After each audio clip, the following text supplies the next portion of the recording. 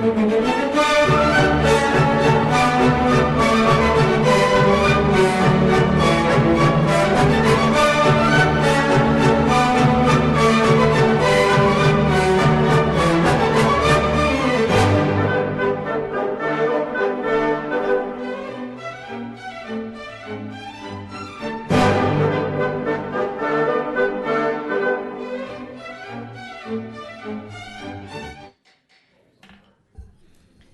evening, everyone. I now call the meeting to order. Today's March 7th, 2017. Thank you all for your attendance and your participation tonight. Madam Clerk, will you please call the roll? Thank you and good evening. Councilmember Steve Leonardis. Here. Councilmember Marcia Jensen. Here. Councilmember Barbara Spector. Here. Vice Mayor Rob Rennie. Here. Mayor and Chair Mariko Sayak. Here. Okay. So at the beginning of each meeting, we have the pleasure of introducing an upstanding youth in our community, and I'd like to call forward Simon Trail.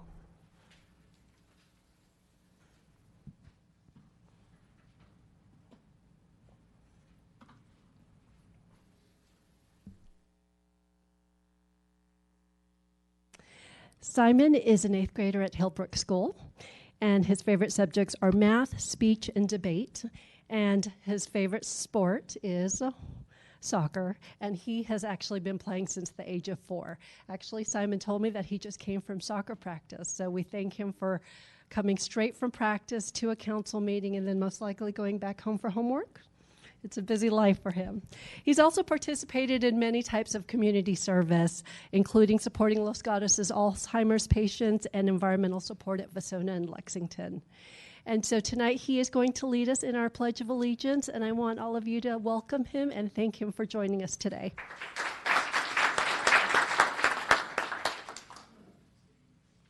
I pledge allegiance to the flag of the United States of America and to the republic for which it stands, one nation, under God, indivisible, with liberty and justice for all.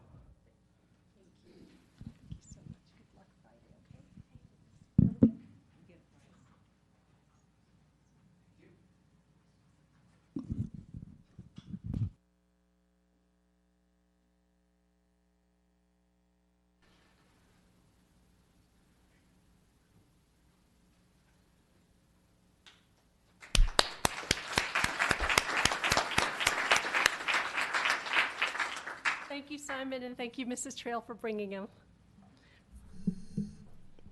Okay. Mr. Schultz, do you have a closed session report for us? No, there's no closed session to report tonight. Thank you. So at this point, the council members will provide a report on activities that they've participated in since our last regularly scheduled public hearing. Councilmember Leonardis? Thank you, Mayor Sayak. I have nothing to report this week. Councilmember Jensen, excuse me. I have nothing to report. Just wanted to report that since our last public hearing, regularly scheduled public hearing, the West Valley mayors and managers did meet to discuss issues of concern to the West Valley cities. Some topics of discussion were water rate hikes, as well as in Campbell, the upcoming election on medical marijuana. Silicon Valley Leadership Group has been meeting with mayors and managers from the surrounding cities to talk about their upcoming priorities and looking for ways for future coordination.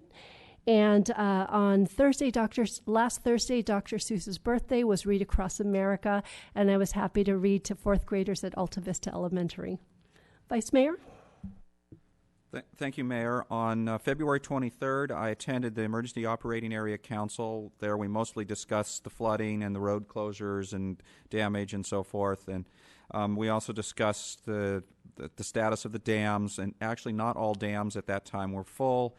And Orville Dam, which if you recall was having trouble eroding when they were emergency spilling, was actually down to 80% at that point. So they managed to get a lot of water out of it. They also talked about the drought in California on the 23rd. The last storm they just got brought major portions of the state out of drought, but there were actually still some portions of the state, especially towards the south, that were in drought even then. Possibly, I don't know the results since the last storm we just got. On February 27th, I attended the VTA 85 Quarter Policy Advisory Board, where we mostly talked about Measure B and the study that we're going to do on SR 85 for transit and what the initial tasks were on that, which are going to be collecting data and engineering investigation and community outreach. They're expecting that duration to be about 18 months starting this year. On February 28th, I met with our Silicon Valley Clean Energy CEO to plan the board agenda where I'm the chair. On March 6th, I had a phone interview with a college student for his college project about HOT lanes. And then also tomorrow I will be giving a talk on the Silicon Valley Clean Energy Authority and the clean energy coming to you. It'll be in the chamber offices for lunch. It says bring your own lunch. If you don't know where the chamber offices are, they're facing the parking lot next to where the Blue Line Pizza is. Thank you. Thank you. Councilmember Spector. Thank you, Madam Mayor. In the last 2 weeks, I've had informal meetings with members of our development, business, and residential communities. I also attended an excellent program at Santa Clara University on sanctuary cities. Thank you. And our town manager, Ms. Pravetti, would you like to provide a report? Thank you. Just 2 items of interest this evening. First, we want to really encourage our residents to sign up for the town's social media accounts, Twitter and Facebook in particular. And third, we have the Notify Me provision on our website, which essentially allows residents to choose which committees and council meetings they wish to follow so they can receive blasts from the town regarding those upcoming items. Secondly, we are continuing our recruitment for the General Plan Committee, Building Board of Appeals, and the Council Finance Committee. Those applications are due by Friday, March 10th. And then we are also recruiting for our Youth Commission. Those applications are due April 28th. Thank you. Thank you, Ms. Pravetti. At this time, it is our consent agenda. We have 6 items on our agenda that will be heard with one motion unless something is pulled. I do not have a card from any of my council members, nor see anyone in the audience, so look to my council for a motion. Councilmember Jensen. Move to approve the consent calendar consisting of items 1 through 6. Okay. Do I have a second? Second. All those in favor? Aye. Opposed? It passes unanimously. We now enter verbal communications, and this is the time for anyone in the audience to speak on an item that is not on our agenda. I have a couple of cards here, and the first one is Claudia Danker. And Ms. Danker, if you could just state your name, and you'll have 3 minutes. So. Hi, can you hear me? My name is Claudia Danker. Good evening. My husband and I have been Los Gatos residents for over 35 years. Our daughters were raised here. My mother lives in the terraces, and we know many of our neighbors. We love this town. It's a great place to live. It is our home. I come to you this evening to request that the council take a stand in support of Congresswoman Anna Eshoo's call for an independent bipartisan commission to investigate the Russian interference in our presidential election. I realize that this topic is not local. It doesn't address local zoning, local land use, our schools, policing, parcel taxes. But this issue does affect us and our children right here in Los Gatos, where we believe in the integrity of our Constitution and our system of checks and balances. To impede an impartial investigation would undermine our democracy that we see at display here today, which we must keep safe and sacred for our children and our city. We must not let this very important topic be lost in complacency in what happens in Washington doesn't really affect us here in Los Gatos. Only an independent bipartisan commission can provide a comprehensive and public report on the impact of Russian interference on our presidential election. It will provide all Americans with the assurance that our democracy cannot be hacked, toyed with, diminished, or manipulated. I urge the town council to make a public statement in support of this independent bipartisan commission. This threat to our democracy affects us as a nation, as a state, as a community, and as individuals. We must get to the truth, and the only way to do this is with an independent commission. We must demand this of our federally elected officials in Congress, not only as private citizens, but as a community, the town of Los Gatos as well. Will you take a stand in support of this commission? Ms. Danker, are you finished? So I'll just give a couple of explanations for those that are speaking under verbal communications. Because these items have not been agendized, these are not an area for us to further discuss. But what I will do is ask our town manager to be in contact with you so that when items such as this may or may not come on the agenda, that you'll be informed and we'll be able to have that full conversation at that time. Thank you. Next speaker, Amy Nashidi.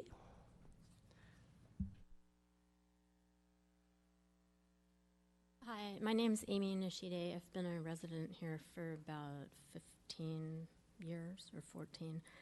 And I'm just here to support Claudia's request of the council. I believe that we, the people, have a right to know if our election was tampered with or influenced by a foreign power. Such an act would be an affront to our republic and our constitutional right to freely elect the president. So I urge the town to put this on the agenda, have an open discussion, and support the statement of getting this commission. Thank you. Thank you. And Ms. Pavetti, if you could also get your own contact information to her. Catherine Summers.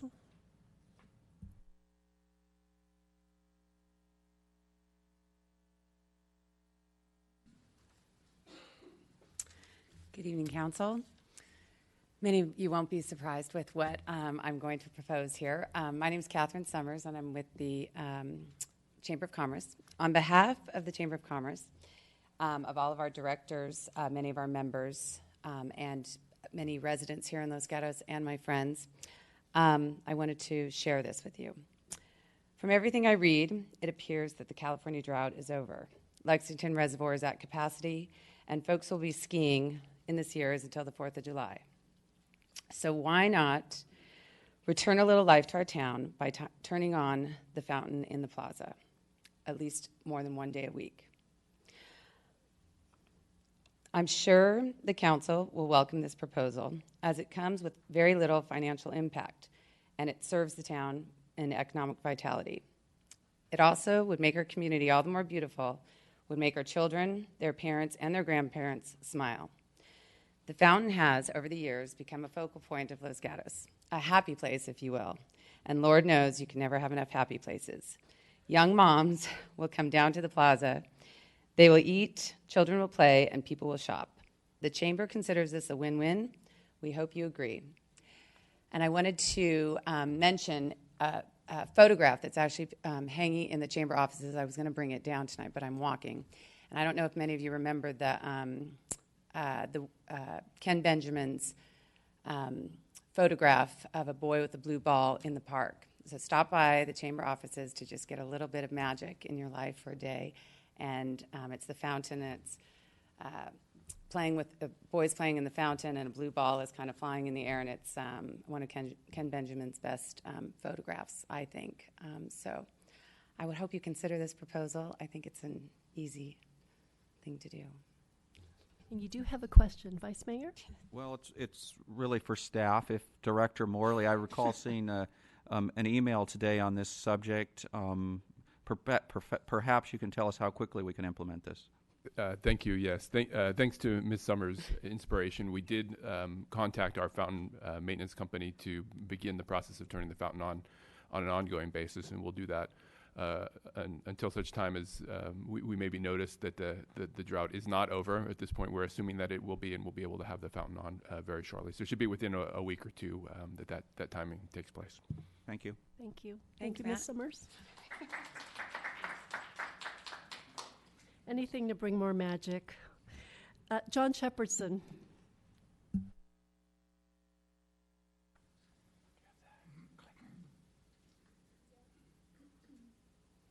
John Shepherdson, 120 Oak Rim.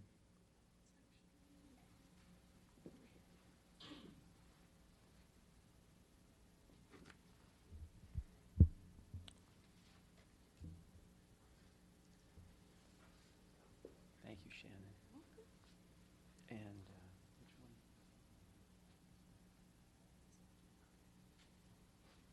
one? All right, so Los Gatos, good stuff.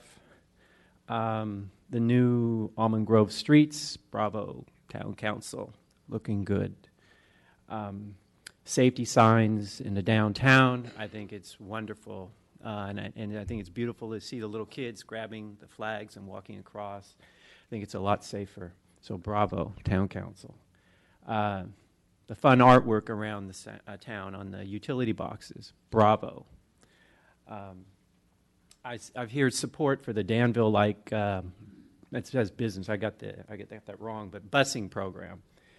So bravo to Mayor Sayoc and Town Council on that.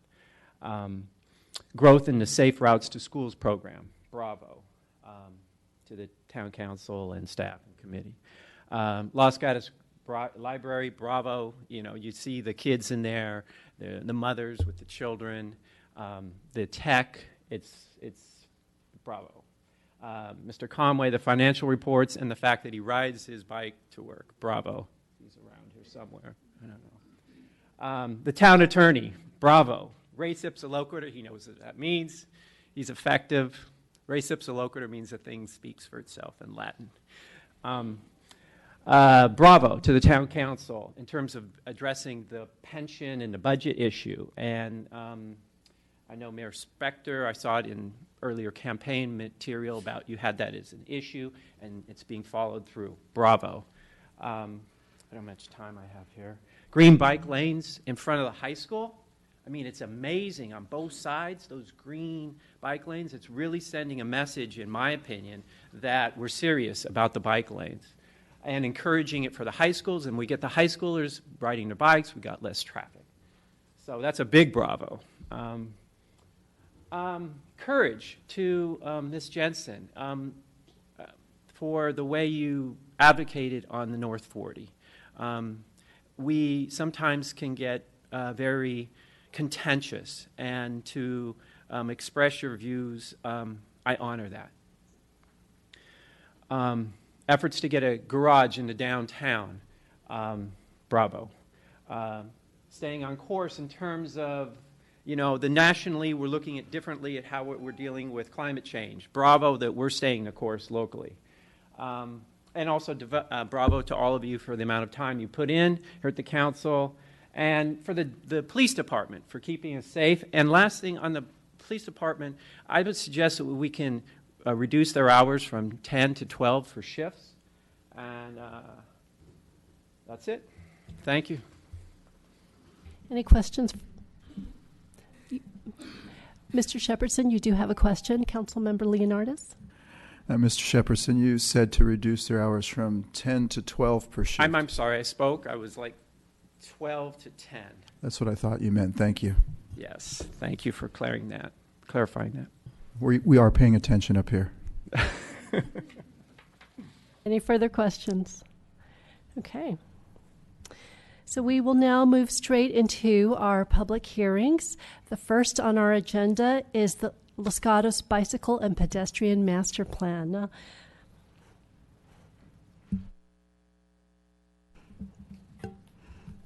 Mr. Cass, thank you for joining us today. Would you like to give us an overview? Just want to make sure this was my name here. I don't sit up here often. Thank you. We are paying attention. I'm quoting someone. Thank you. Thank you, Mayor Sayoc and members of the council. Really pleased to be here tonight to present for your consideration the Los Gatos Bicycle and Pedestrian Master Plan, Town of Los Gatos Bicycle and Pedestrian Master Plan. I'm going to give kind of a brief overview and a high-level kind of summary of the plan, which you can then have questions or follow that up with however you might want. On April 5th, 2016, the Town Council approved a consultant contract with PlaceWorks, planning and mobility consulting firm, to prepare the town's first bicycle and pedestrian master plan. At that time, you also approved a capital improvement project to fund the plan, including funds from the county health department, a grant from the county health department, contribution from the city of Monte Sereno, and the remaining funds from the town's traffic impact mitigation fee fund. As we talked a year ago, almost a year ago, and mentioned, the town of Los Gatos does not have a bicycle and pedestrian master plan, or it has not had one until tonight. Hopefully we will have one in place. Most of the cities in the area do have these plans, but we have a lot of bike and ped stuff in the general plan, the sustainability plan, but we don't have one document where it was kind of all put together. So that goal of getting a bike ped master plan was really something that the Bicycle Pedestrian Advisory Commission had established really shortly after their founding, and moved forward with the effort that we've been involved in over almost the past year. Beyond providing a roadmap for investment in such things like the green bike lanes and other kinds of bicycle and pedestrian infrastructure, it really, one of the most important aspects of having this document or the plan is that it will really position us to compete, we hope more successfully, for some of the grant funds that are available for bike and pedestrian projects. One of the first check boxes on many of those grant applications are, does the city or town have a approved bicycle pedestrian master plan? If so, was it done with a community process? And we haven't been able to check that box. Hopefully going forward we will be able to check that box. And this is a particularly important time for that, given County Transportation Measure B, which has $250 million allocated to bike and pedestrian projects over the next 30 years. So that is a significant allocation of funds. That funding is going to be competitive among all of the jurisdictions within the county, so having the plan in place is going to be very, very important. I do want to compliment and just acknowledge the Bicycle and Pedestrian Advisory Commission for their really hard work over the course of the past year. Lots of meetings, lots of input, lots of feedback, and they really provided a lot of good guidance and course corrections as we move forward with this thing over the past year. There are several members and former members of the BPAC here. I'm not going to name them all, but if they want to shake their heads, they know who they are, and I really appreciate the support of them here tonight, because it's as much your document as it is our document and the town's document.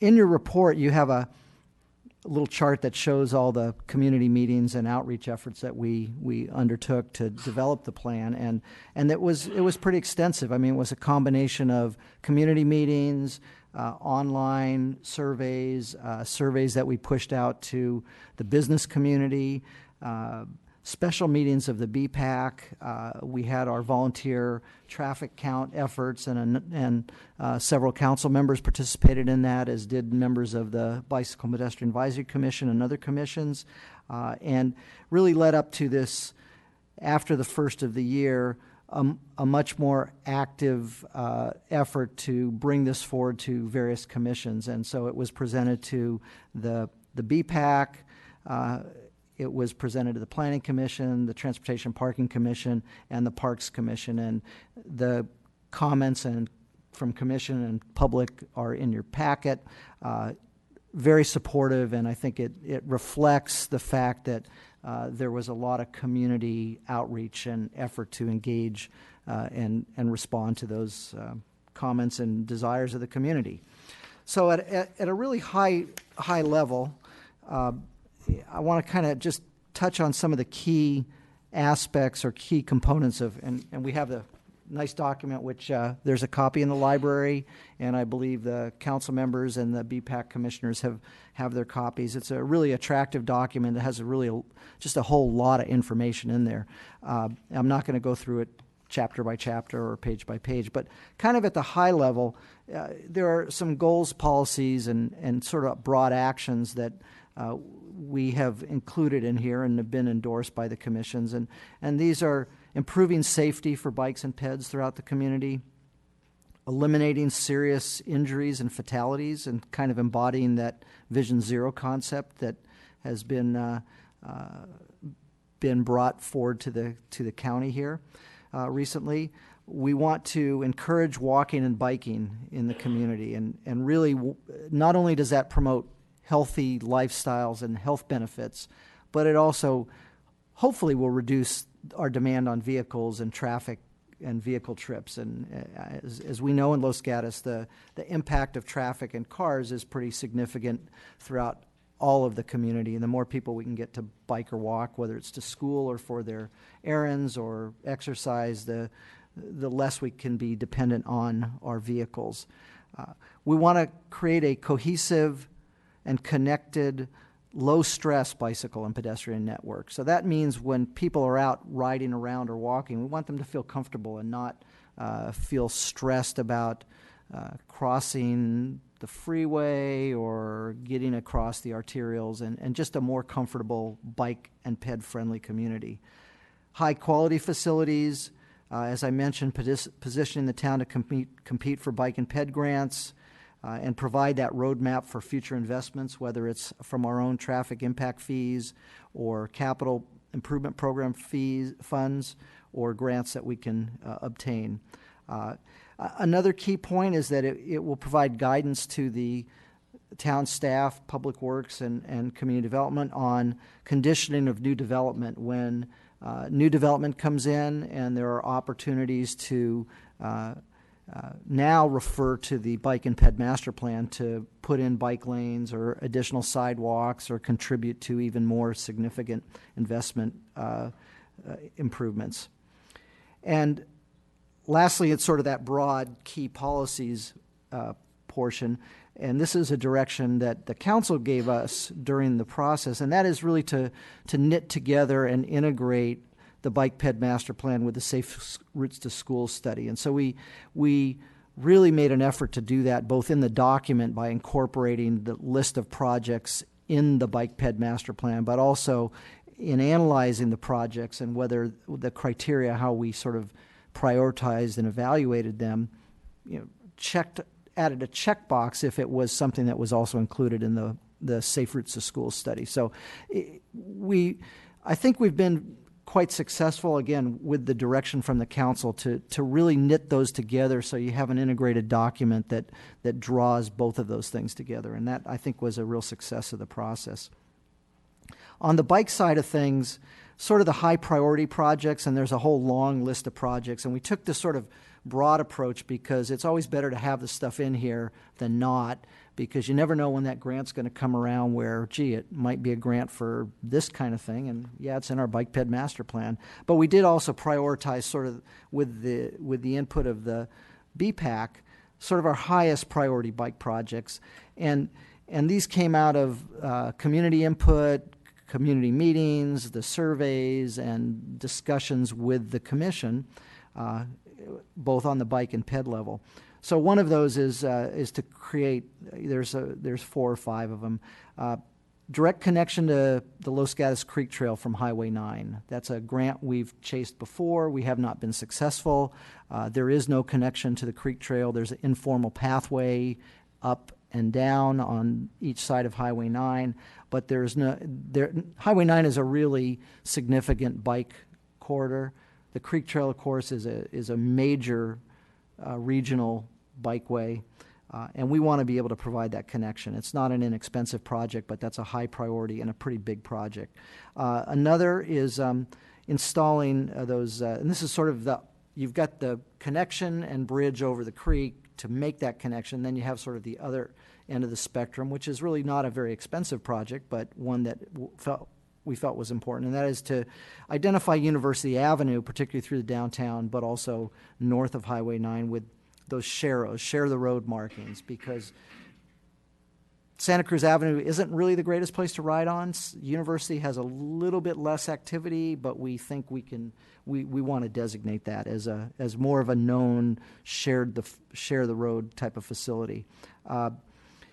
Another one is to develop really a network of protected bicycle lanes, and that's what we call cycle tracks or protected bicycle lanes, or in Caltrans jargon, it's Class 4 bicycle lanes. Really should be Class 1, but they added it. They already had a 1, 2, 3, so they came up with 4, even though it really ought to be somewhere like 1.5. It's a little bit confusing. But a network which really Los Gatos Boulevard, Blossom Hill Road, Roberts, particularly around, Fisher and Van Meter, and the north-south connection, east-west connection, and then also on Winchester Boulevard, which we think has a lot of opportunity for a more cohesive bikeway. Lastly, on the bike one, the biggest ticket project would be to construct a new bike and ped bridge over Highway 17 somewhere around the Nino area. We haven't identified that specifically, but the difficulties of getting back and forth across the freeway were noted repeatedly, and that's actually the last sort of high-level bike project, is that we need to improve those east-west connections. Let's get a new bridge or ped crossing, but at the existing connections, and particularly the on and off ramps leading onto the freeway, which is where it's most difficult. It is not, if anyone who's ever ridden a bike or walked across any of those major facilities, Blossom Hill Road, Lark Avenue, and Highway 9, it's just not comfortable with people coming in and off. So that's the bike ones. On the ped side of things, the high priority ped projects, and again, there's a long list of things that we want to do for peds, and they're in the report, but the ones that kind of went to the top were enhancing the crosswalks along Main Street, kind of near the high school. We have a number of what we call uncontrolled crosswalks where Main Street traffic doesn't stop. Pedestrians walk out. There's like 3 right in front of the high school. We want to look at whether some kind of flashing beacons, some higher visibility striping, something to deal with all that traffic that moves back and forth across Main Street around the vicinity of the high school. And sort of related to that, as far as when you think about walking in the downtown, and that is to enhance the second kind of high priority ped project, is to enhance the crosswalks, and particularly the mid-block and the uncontrolled ones on Santa Cruz and University with again, high visibility striping, maybe some kind of flashing. It was mentioned in one of the oral requests about the flags. Well, the flags are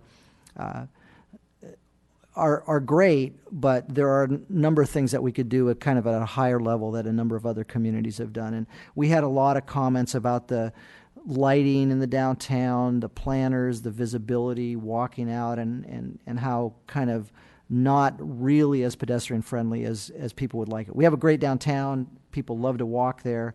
Starts to get night and you're crossing back and forth across those streets, and there are things that we think we can do to improve that. Improving pedestrian movements across Highway 9 at Santa Cruz, University, and Masal are also very high priority ped projects. And lastly, installing infill sidewalks, particularly along collectors and arterials and associated with some of the designated school routes. So those are the sort of kind of high-level projects. That's not even high-level, some of those. I like to do this. It's just I need to move my arms when I talk. So, but those are the sort of the high-priority project recommendations that came out of the process with a lot of input from the BPAC. The full report is available online. There are links to it online. There were links to it in your report. And that really ends my presentation, and I'll open it up for any questions or comments. We do have a recommendation, and that is that the Town Council adopt the Town of Los Gatos Bicycle and Pedestrian Master Plan. Thank you. Thank you, Mr. Castle. Vice Mayor, do you have a question? Thank you, Mayor. I'd like to give some information and then ask a question afterwards. So I serve as the alternate for the West Valley Cities to the VTA board, so I get to sometimes sit in for the primary person, and I'm also on the Policy Advisory Committee for the VTA. So I got to attend the Congestion Management Subcommittee of the board and the PAC, as I mentioned. And in both of those cases, we're talking about Measure B funds where there's a list that says Attachment A is the list of funds that Measure B will fund. And so I asked, well, and I want to say you guys have done a really good job. I really like, how thorough this plan is. And I shared that with VTA, and I said, when you originally asked for us to give projects, we hadn't done our Safe Routes to School study. We hadn't done our bicycle and pedestrian master plan because, we do things very thorough here, and we don't just willy-nilly throw projects out. So I explained all of that and said, well, how do we get, now that we've got this great plan, how do we get those funded by Measure B?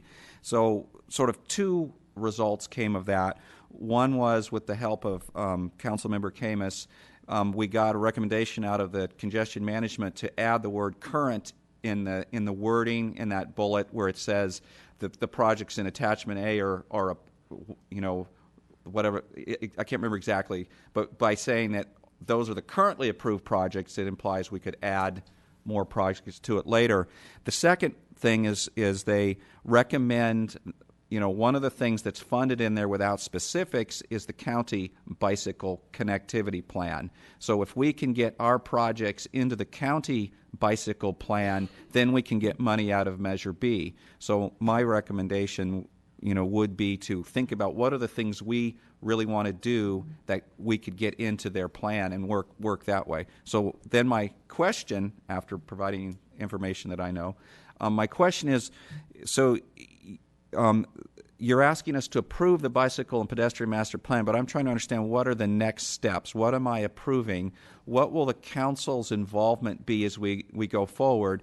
You have some bulleted priorities, but even if I just look at the bulleted priorities, it's millions and millions of dollars.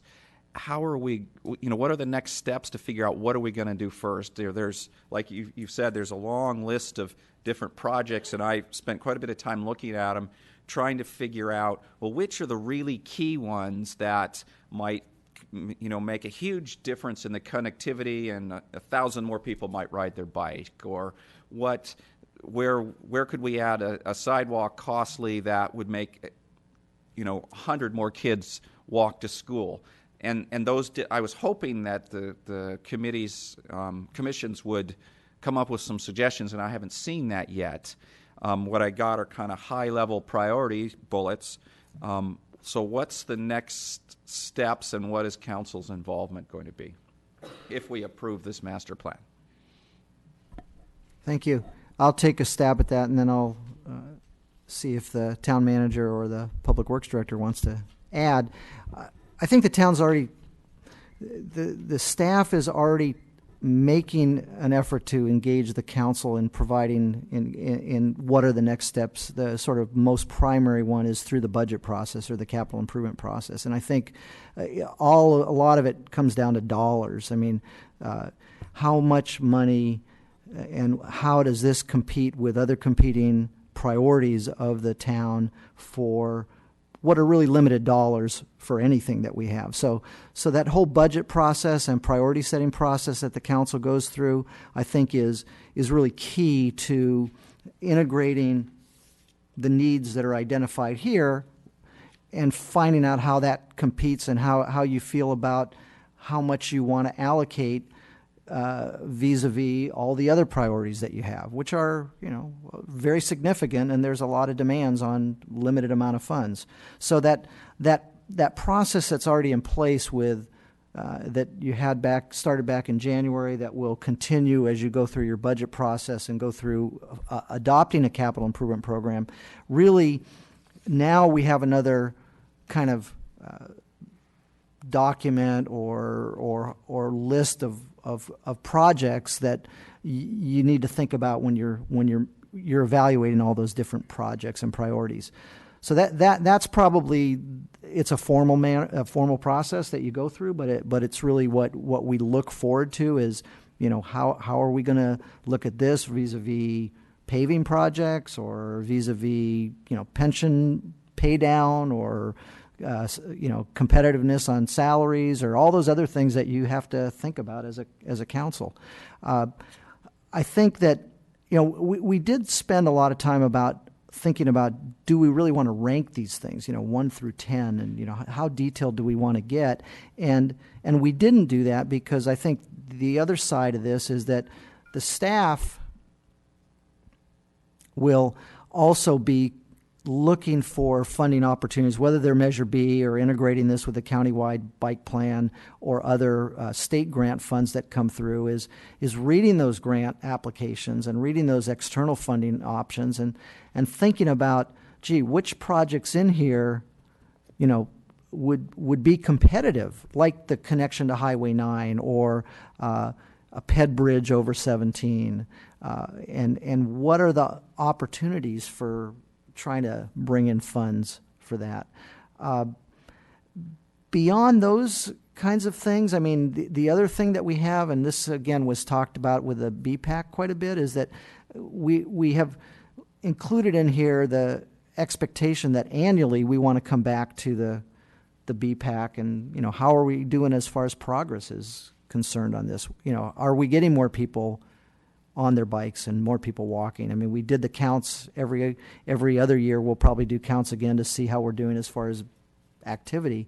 And are we hitting some of these projects? Are we, we got some green bike lanes, we got some more high-vis crosswalks, we're integrating some of this stuff when we do our paving projects, but how are we doing? So there's sort of that process. I don't know, Laurel, if you want to add anything, or Matt. But I don't know if that completely answers your question, but let me follow up a little bit. So I think what I'm hearing you saying is the BPAC's done, and I would, I guess what I would say is I think there's more work they can do. I think the high-level priority bullets are really good. You're suggesting that we as the council say, okay, here comes the budget process, look at 250 line items and decide which one you think we should fund, and I'm looking for more help from the BPAC. That's actually not, and if that was how I explained it, then I misexplained myself.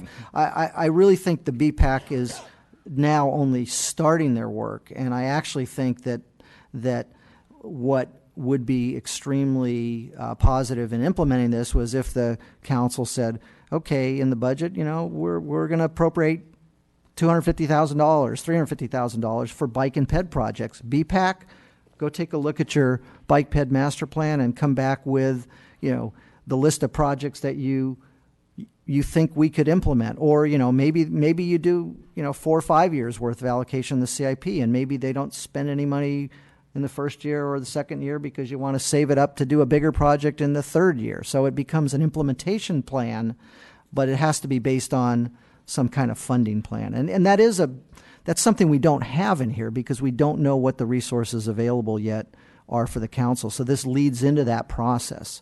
But I would think the BPAC would provide a lot of good direction in looking at how we would implement this and how we would fund these things. If I could, one more follow-up. If I could just, and it may help answer, what may be helpful, and I'll look to Ms. Pravetti and or Mr. Morley on this, is if you recall in our January 31st priority setting session, we put envelopes of money away, in one way to say it, and we actually put aside $300,000. And it may be helpful for those in the audience as well as on the council to use that as an example of, now that we've made that a priority with the fiscal amount attached to it, what do we anticipate seeing next coming with that $300,000 using this plan as well as the BPAC's input?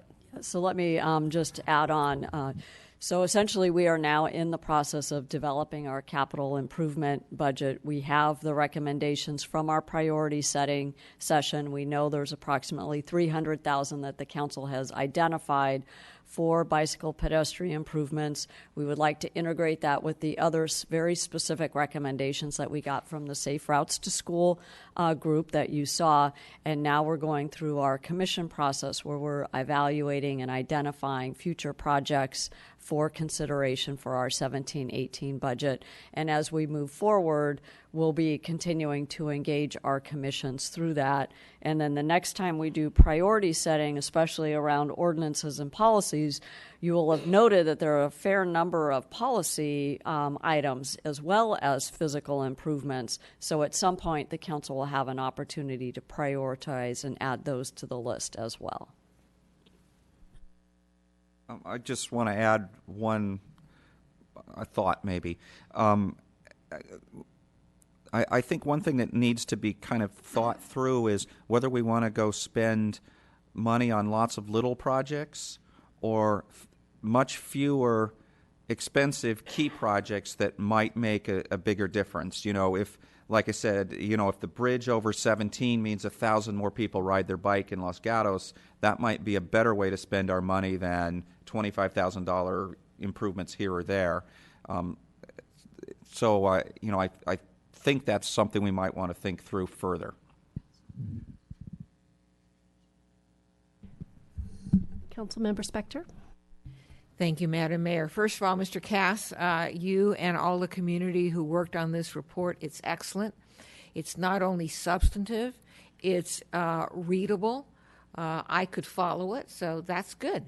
So thank you very much. I did have a couple of questions. I want to make sure that I'm reading it correctly. First of all, I had in my mind projects that I thought were extremely important to the town as far as safety goes. And as I read through this document, I believe I found them all. So thank you for that also. But using one as an example, one that was important to me was Masol at Highway 9. I see that it's on your list, but as I read your list, I do see some kinds of prioritization, and I see that, and also University North to Highway 9 East. I see those characterized as implementation phase 2, even though they are both relatively inexpensive and easy to do. And so my question is, was that because they involve Highway 9, which is Caltrans, or was there some other reason?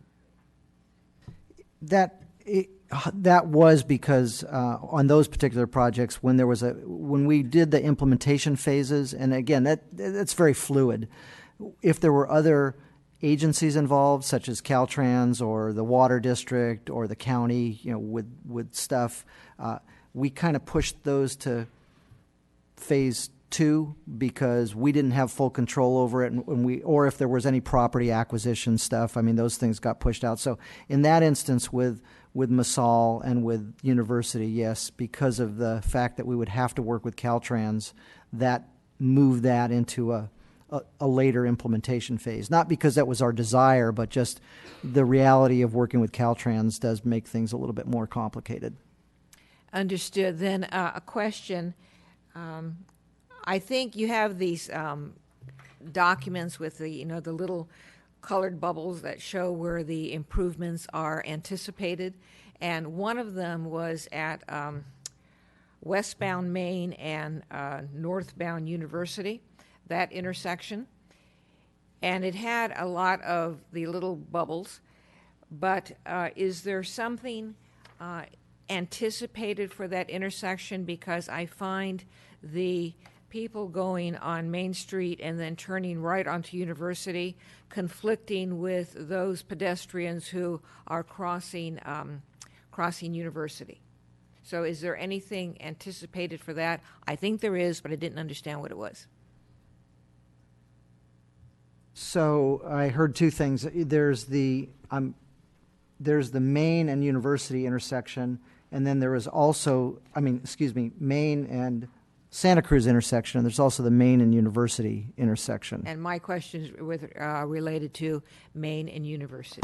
Yeah, and so for Main and University, yes, it is identified as one of the projects. It includes new crosswalks or bulb outs. It hasn't been designed yet, but the Bike Ped Master Plan recognizes that there, and it's not you don't have crosswalks on both legs of that intersection. And so another thing that we've included in here is where we can provide crosswalks at all legs of an intersection. It's a much more desirable pedestrian environment. So we haven't designed it in the plan, but we've identified that intersection does. And you're right, the arrows and the walking. And then you have the it's in there, and we would love to address it. All right, and then my last question. Over the past year, issues have come up with regard to Kennedy and crossing Kennedy. And I think there was a mention made in this document or maybe in our staff report, but that couldn't occur because it's not an intersection. Can you refresh my memory on that issue? So we're talking about, I know Matt's been involved in talking with the community there. I don't believe we have anything specifically in the plan for Kennedy, correct? Correct. So there's several areas of Kennedy where we've had concerns over the last year from Los Gatos Boulevard and several locations out to where it becomes very rural. We've looked at multiple opportunities there to do some improvements.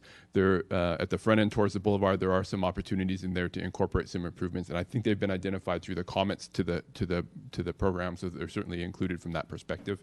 And that was one of the reasons why we wanted that significant public outreach, so that we could catch things like that weren't on the front end or identified through the initial study. And then as you get out further in a rural area, it becomes even more difficult to handle those on a narrow roadway without room for crosswalks, with a narrow road on one side and a creek on the other. So it becomes a very difficult situation to put a crosswalk in where you're not crossing somebody to a safe haven. So those are some of the challenges that we face on identifying projects out there that are very big in magnitude and difficult for us to take on in a program like this in a rural community. So they're not in this document. The far out, the Kennedy, Can't remember the name of the street. Crossroad, but they're not considered in this program. All right, thank you. All my questions. Any further questions? Okay, at this time, I'll open it up for public testimony. I do have one speaker card. That's for Robert Dyer. If Mr. Dyer, if you could just state your name, and you'll have 3 minutes. Thank you.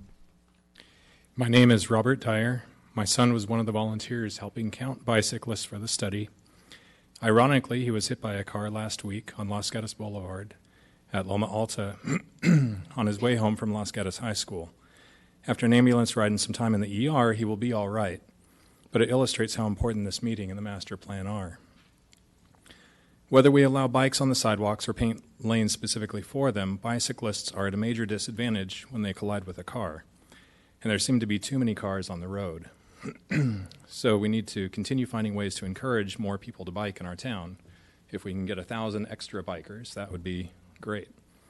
The more bicyclists we have, I feel the more drivers will be looking for them rather than coasting through stop signs or texting and driving distracted.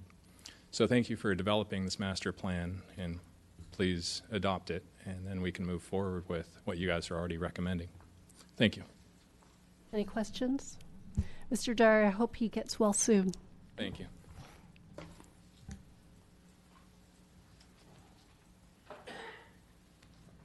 Maria Risto. Hi, Maria Risto, 85 Broadway. First of all, I want to thank the council for creating the BPAC, which allowed citizens and commissioners to create the Bike and Ped Master Plan.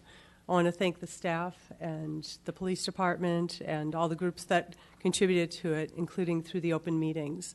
One point that was brought up when Council Member or Vice Mayor Rennie was asking questions about the Bike and Ped Master Plan is, this is a living document, it's a roadmap, and another advantage of having this in place, whether you prioritize the projects or not, you've got all these projects set out there. So we have kind of a view of where we want to be in 5, 10, 15 years. It can be updated, but this is a starting point, and this is a point that we have never had. If or when a new project comes along, a development, a building, an improvement that touches the sidewalk, the street, the curb, we now have a template that says, if you're going to do any kind of construction there, you need to put in the bike path, or you need to put in sidewalk. Whether it exists along there yet, if we have plans for a sidewalk and somebody's putting in a building and they're touching that public land, we now get that segment of sidewalk. We can start putting pieces of the puzzle together. And so you don't have to worry about whether you get the entire 3 blocks of sidewalk. If you get one piece and then another, this is another way to forward this vision. So I just wanted to make that point. Thank you. Any questions? Thank you. Okay, I have no other speaker cards on this item.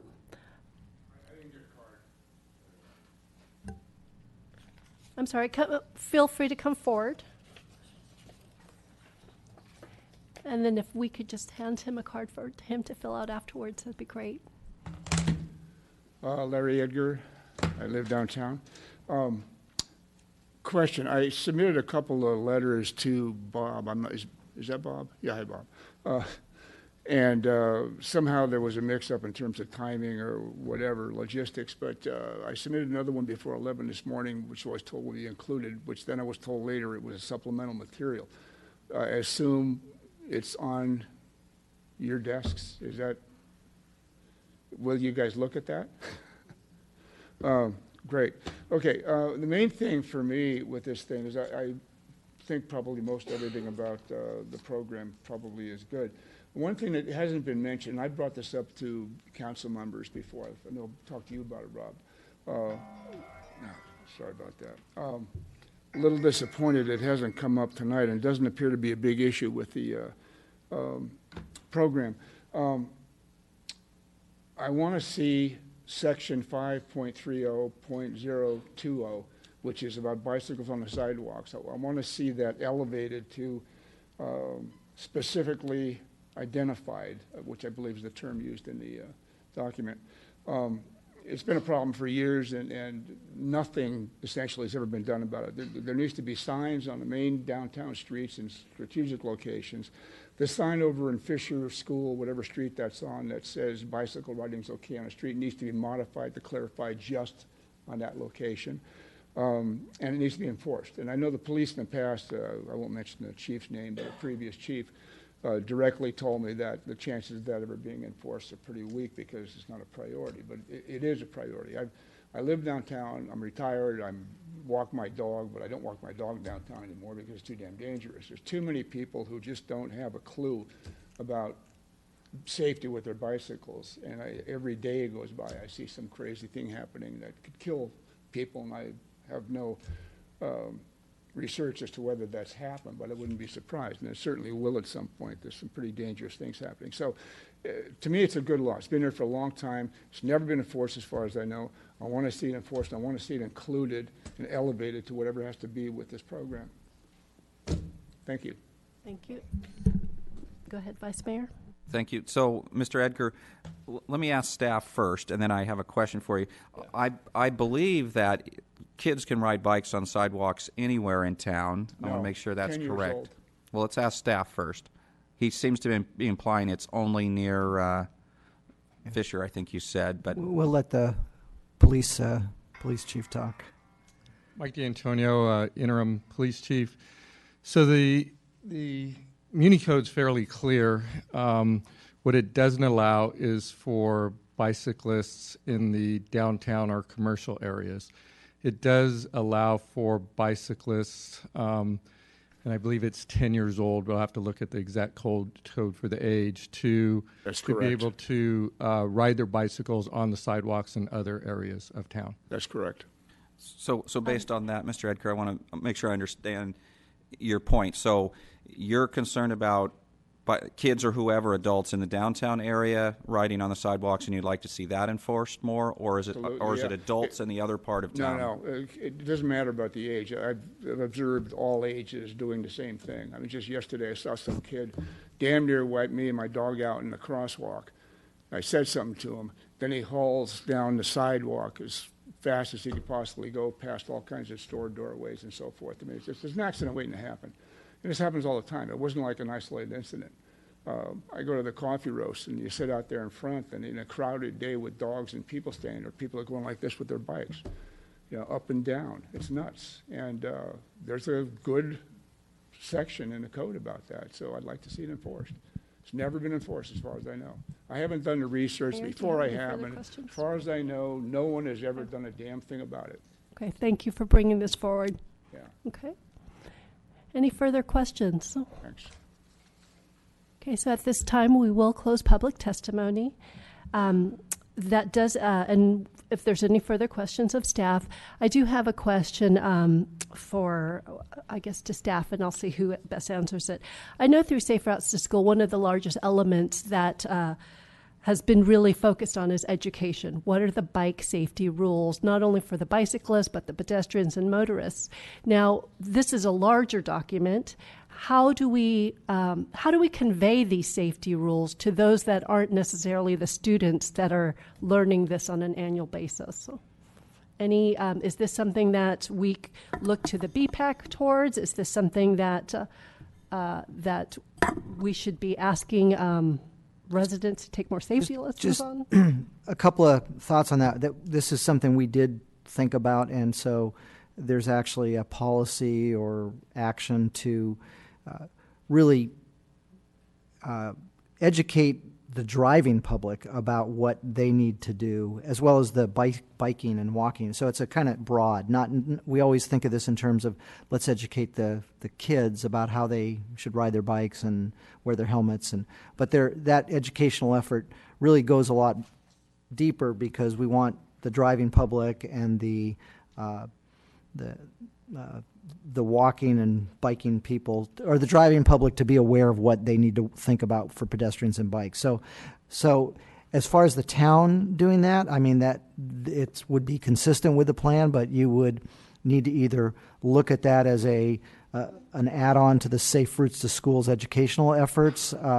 There is in Measure B very explicitly in the bike ped allocation educational component, and there's been a fair number of discussions at the various committees at the VTA about launching that at a countywide level, because they're, with a kind of integrated marketing and messaging kind of approach, because a lot of that is more effective done at sort of a countywide level than necessarily every individual jurisdiction doing that. So there are opportunities, and I think there will be growing opportunities to do that. There's the grants through the county health department that may be available to look at maybe trying to do a town-wide educational and marketing thing. I don't know if Matt or Laurel have any other thoughts on that, but I mean, it's great. We've acknowledged that we don't have a plan for how to roll it out. Morley? Thank you. Yeah, in the bicycle and pedestrian master plan, there are several action items calling for education and enforcement. So I think across the multiple departments, including Parks and Public Works and the Police Department, there's plenty of opportunities for that. Not only at Safe Routes to School, as we're trying to influence the young through the generations, but also for outreach to the public in general. With Measure B, there's an allocation of funds that is being shifted into Measure B that will be specifically identified for education and outreach. So it's a specific dollar amount that may ultimately either go to the county, as Mr. Cass said, or to the local jurisdictions to start to fund these efforts. So it's a known need and something that I think folks are very cognizant of, and also a great area for the BPAC to help us with in terms of outreach and getting the word out and helping us to craft things that are meaningful and that really hit home for folks in town. Thank you. Council, any further comments? Councilmember Johnson. I was going to try a motion, if I may. Yes, please. The first thing I'd like to do is, on behalf of myself, and I'm sure on behalf of the council at large, thank you to everyone who put so much time and energy and passion into doing this. I know you came together and worked really hard and volunteered a lot of hours, and it's something that I think is paying off as we see more evidence of acknowledging the fact that there are walkers and bikers that are in our community that we want to incorporate and encourage. And so thank you for doing it, and it also gets us in line for grant money. Yay. An alternative source of funding. So it is my pleasure to make a motion to adopt the bicycle and pedestrian master plan. And any enforcement issues or prioritization issues that I think have been explained throughout the course of this hearing can be taken up independently, but the important thing is to get the plan in place. So it is my motion that we adopt it. Thank you. Vice Mayor? I'll second. Okay. And so I just want to echo my thanks. It is so, it's extremely satisfying to see so many circles of our community come together to actually create a document for our for a positive thing. And I just want to thank all of those, not only on the commissions that are acknowledged in this report, but for the over 900 comments we actually received, as well as those that were volunteering, such as the young man. They actually volunteered. I spent quite some time with another person that had never volunteered ever, but came out for bicycle counts. And so I hope that as this becomes finalized, it becomes an area of pride for all of us, because it's an actual document that I think we're all motivated to make from words into reality. And so I look forward to this. Thank you all. Okay, with that, I call the motion. All in favor? Aye. Aye. Anyone opposed? Passes unanimously. Thank you all. Thank you, Mr. Castle. Thank you. Okay. We are now moving to agenda item 8, which is the Council Policy Committee's recommendations to discontinue the neighborhood parking plan process, maintain all existing parking permit areas, expand and rename the Eastside parking permit area to high school zone, and absorb current preferential parking pilots. So,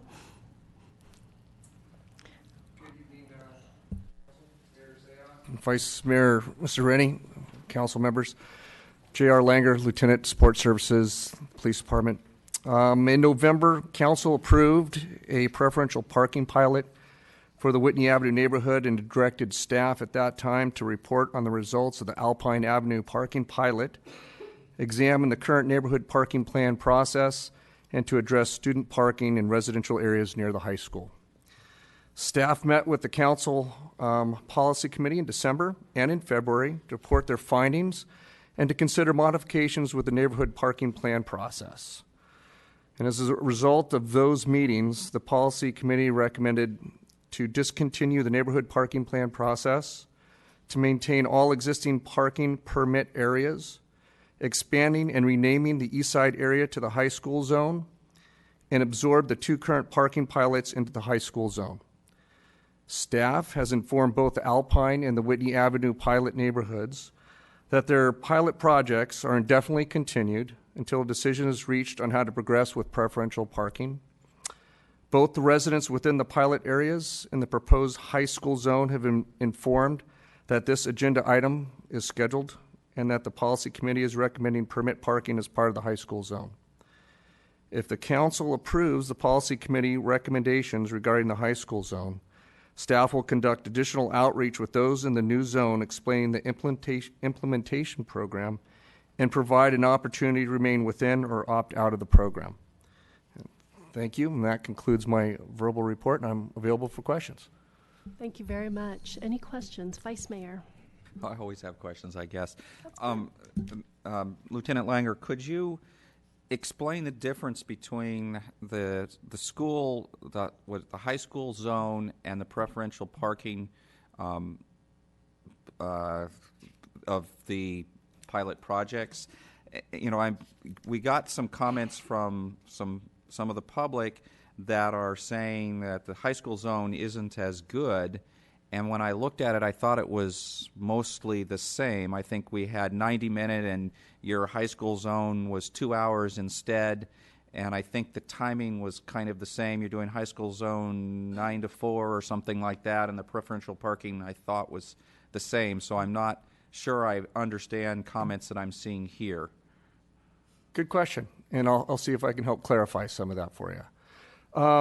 So there is a difference of 2 hours, a recommendation of 2 hours in the high school zone as opposed to the 90-minute parking term limits in the regularly established permit parking areas. And staff proposed that basically for a couple of reasons. And the first reason is to try to reduce the amount or impact of privatization on public streets to the public, to allow visitors and service providers a little bit more opportunity of time to come and see the people that they come to see provide their service, possibly to reduce the need for people purchasing permits to have their friends or other people come over to their residence. And so But based on that, we're not tied to that 2-hour time limit. If council feels that 90 minutes is more appropriate, we're fine for that. It was a suggestion that we felt that would help alleviate some of the prior issues. And then the other big issue or difference would be the fact that I think we all recognize the fact that the parking compaction issue is a result of spillover from the high school parking. It does not occur in the summertime generally to the areas surrounding the high school. And so to help save on enforcement costs and duties and to free up time for other areas of activities, the policy committee had a great suggestion on saying, why don't we just enforce this during the school year? And so that would be the other modification. Thank you. Any further questions? Councilmember Spector? Thank you. I am looking at your attachment 1, which is the walking map. And you have about a 10-minute, that's the walking map. So my question is, I understand that some of the walking is within the school. Some of those walking lines are within the school. They are on Pleasant. But to the extent that we go, I don't know, I guess that would be northeast, which of those streets are within the walking area that do not currently have permit parking?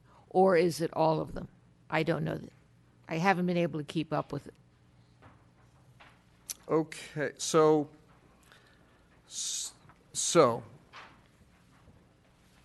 I would, in looking at this, I think a little portion of all of those might have a small portion of permit parking. We're looking at expanding some of that area. New York right now would include new permit parking on it. Parts of Bella Vista would include new parking on it. Statia would include new permit parking on it, as would Wheeler. Loma Alta Boulevard would also receive permit parking. We would extend Johnson a little bit to receive some permit parking. I believe, I believe that's what it is. That's the streets that would receive the additional parking. All right, thank you. Thank you.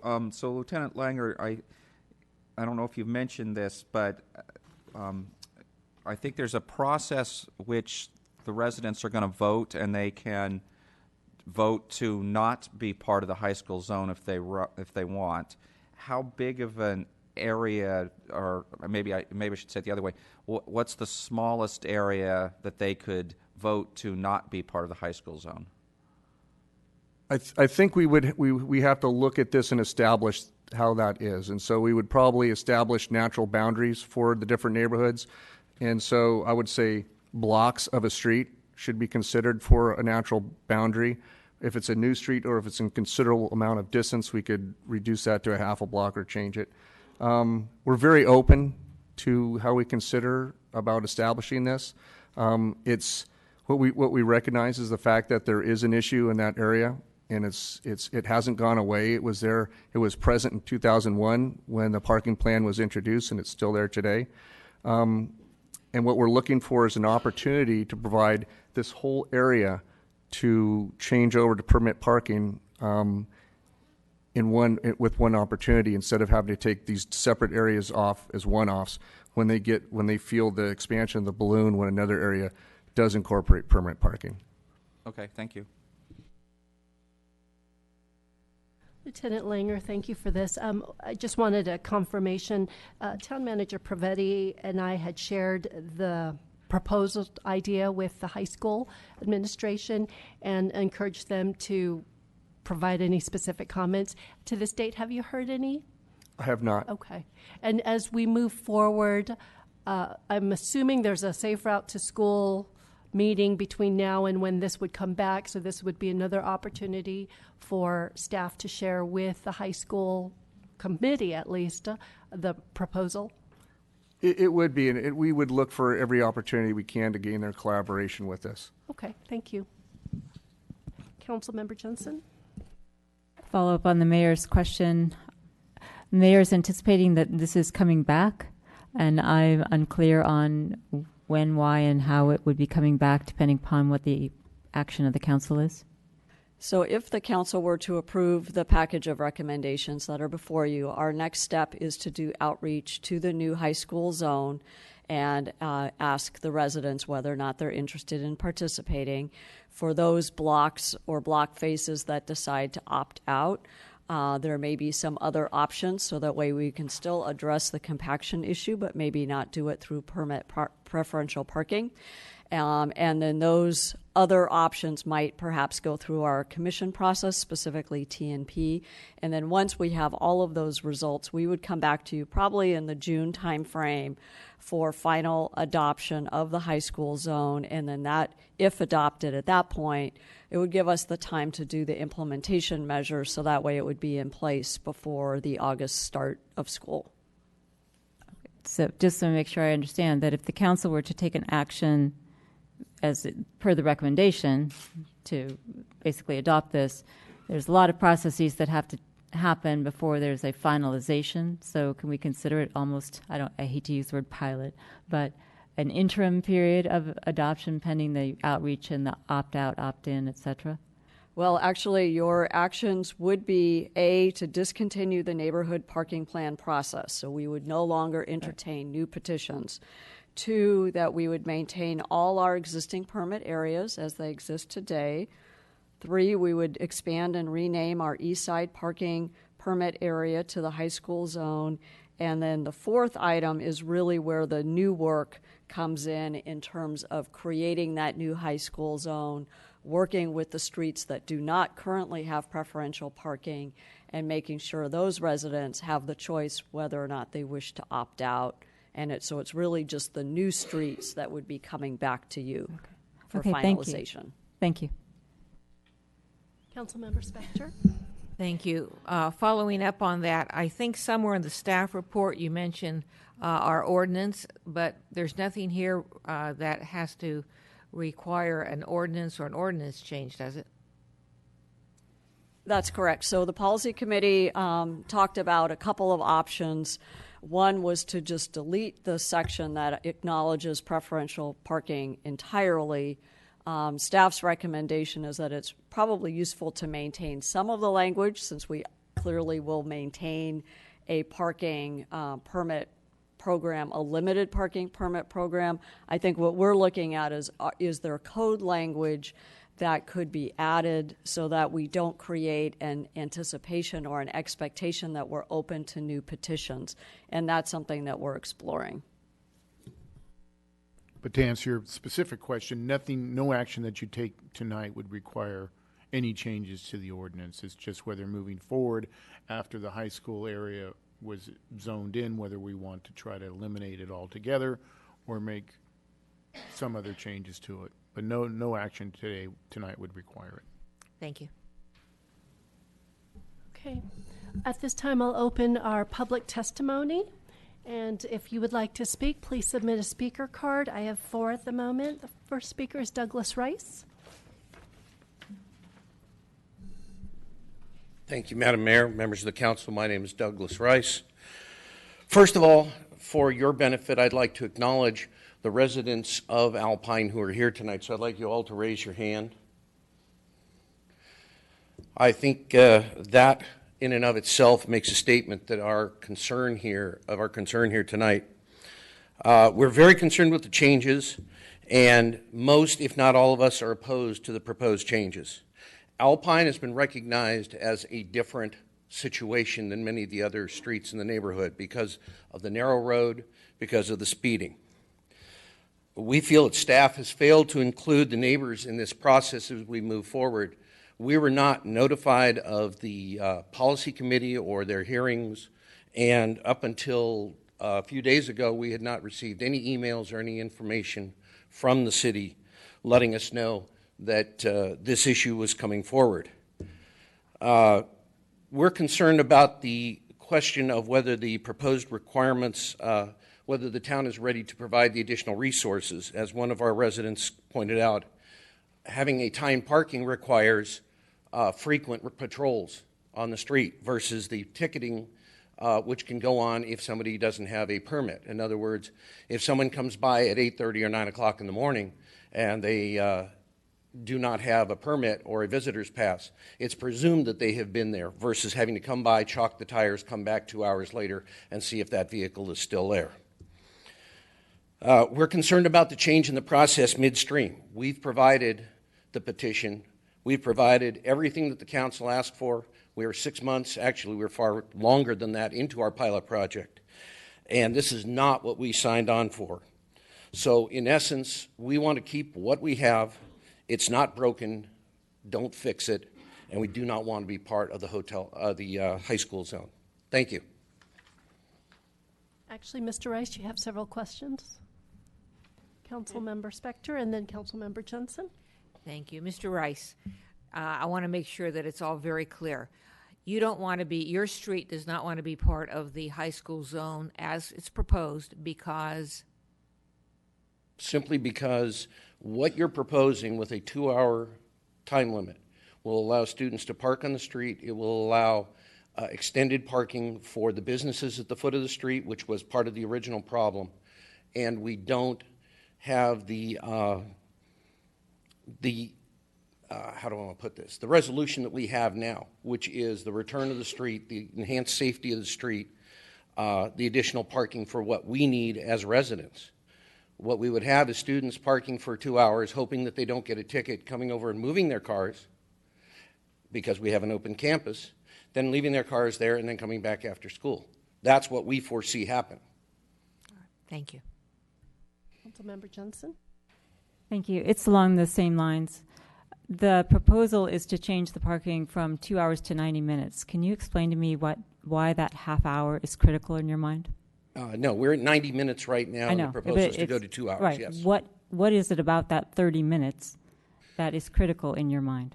The criticality is simply the fact that it opens up new avenues for the businesses at the foot of the street, particularly the hair salon, to have more cars parking on our street, and that is something that we have, for the most part, eradicated over the last 12 months. Okay, so that 30 minutes you think is the deal breaker?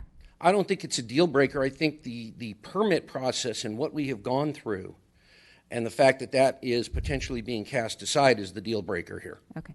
My second question has to do with what you just said, which is, quote, we need that parking for residents.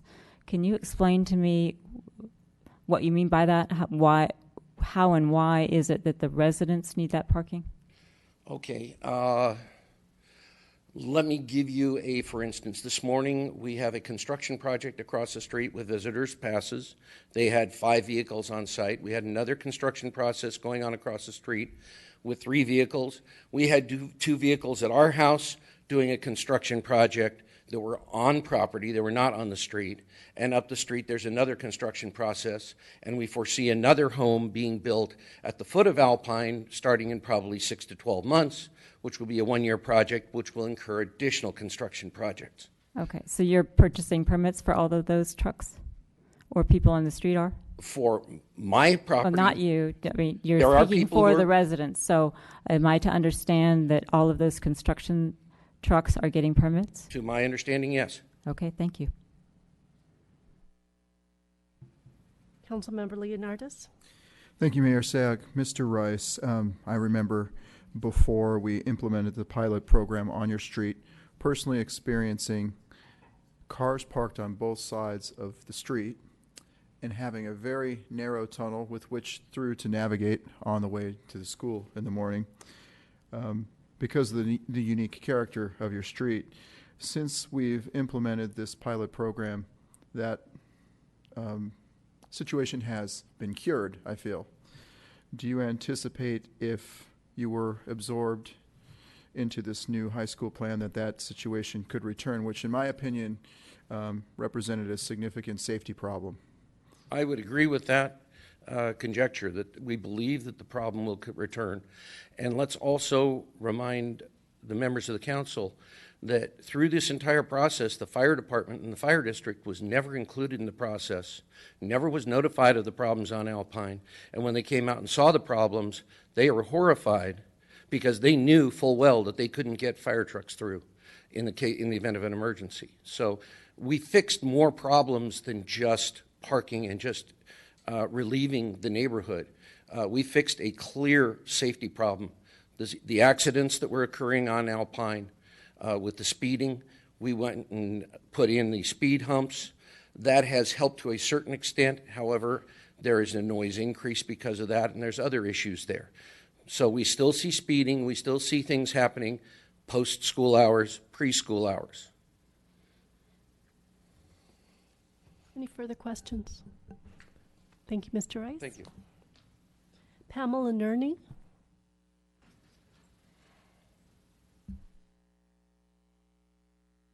Good evening, Town Council. I'm Pamela Nerney, and I live at 47 Alpine Avenue. One quick thought before I make my comment is that Alpine Avenue is 24 feet wide. Mr. Rice's comments about safety were really the number one reason that drove me. I was the original point person for the petition almost 2.5 years ago, starting the process. And I feel that we still have that situation. We have a unrestricted licensed commercial salon at the bottom of the street with close to 30 to 35 employees, according to their own website. And we have a blind curve going up the street, which if you've been on Alpine, which I know some of you have, you would know about, and that's where so many of the accidents occurred, when cars are parked on both sides. So this is all rehashing the reason why our petition was we had close to 90% of the street, 29 households, that were unanimously for the petition. It was granted March 1st last year, which is close to exactly a year.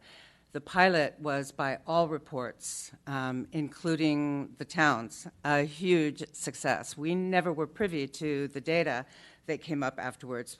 We lived there every day, and it solved all of the problems that we were seeing for safety and fewer students coming up the street, no more tailgating, no more garbage, the nice things that were involved as well. But safety-wise, our lives and our quality of life were dramatically increased. So I feel that we operated in good faith and did our due diligence and appreciated the town's help at the time. And in November, I started asking, where's our permanent status?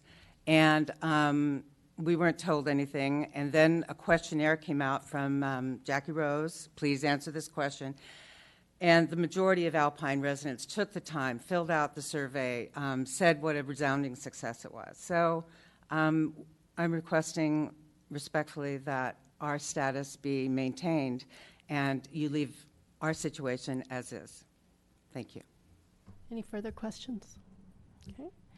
Maria Risto.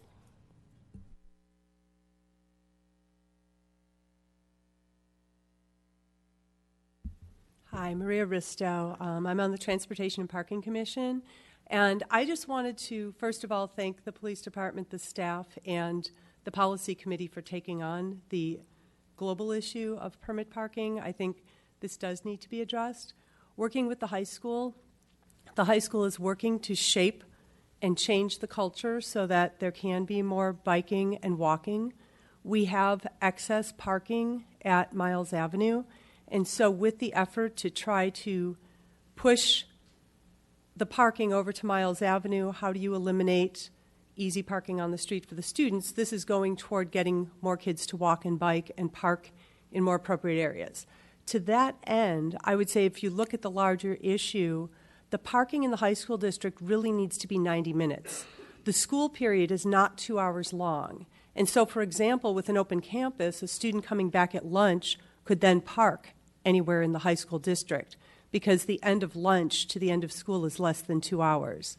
Similarly, any student who's driving who does not have a first period class can arrive at the end of tutorial, park for about an hour and a half, hour 40 minutes, and move their car before that 2 hours is over at lunch. And so I think that might be a little fly in the ointment. And I think if the objective is to shape where students park, not necessarily because we're trying to keep students off public streets, but because we're trying to shape driving and transportation choices, then I think the 2 hours will not serve that purpose. And I think you need to stick with the 90 minutes that's already in place at the Olive Zone and on Alpine as you expand this. So that's just my observation as a parent of a high schooler. Thank you. Any questions? Thank you. Bruce Mitchell? Bruce Mitchell, 98 Alpine Avenue. And paraphrasing what's already been said by Doug and Pamela, we've had a pilot program, and if I was going to rate it as an aviator, I'd say it's an ace. It's accomplished its purposes. The 90 minutes is working. We just heard reasons why 2 hours would open it up to not working or not being so effective. We're very happy with the results of the program. Now we have been at it for 2 years. We'd like to have made permanent progress that we've made. And in terms of the high school zone, I hope that would include the provision that the high school provide adequate on-site parking. And then we can eliminate a lot of these problems. Thank you, Mr. Mitchell. Any questions? Okay. Thank you. Any other speakers? Seeing none, I will close public testimony for this portion and look to the council for further questions of staff, comments, and or a motion.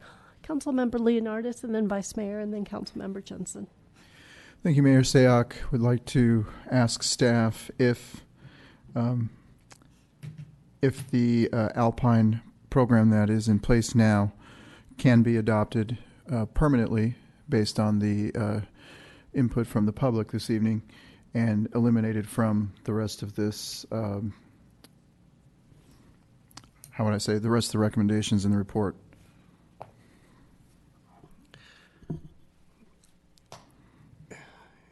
You have the capabilities of making whatever recommendations or modifications you really want to this project.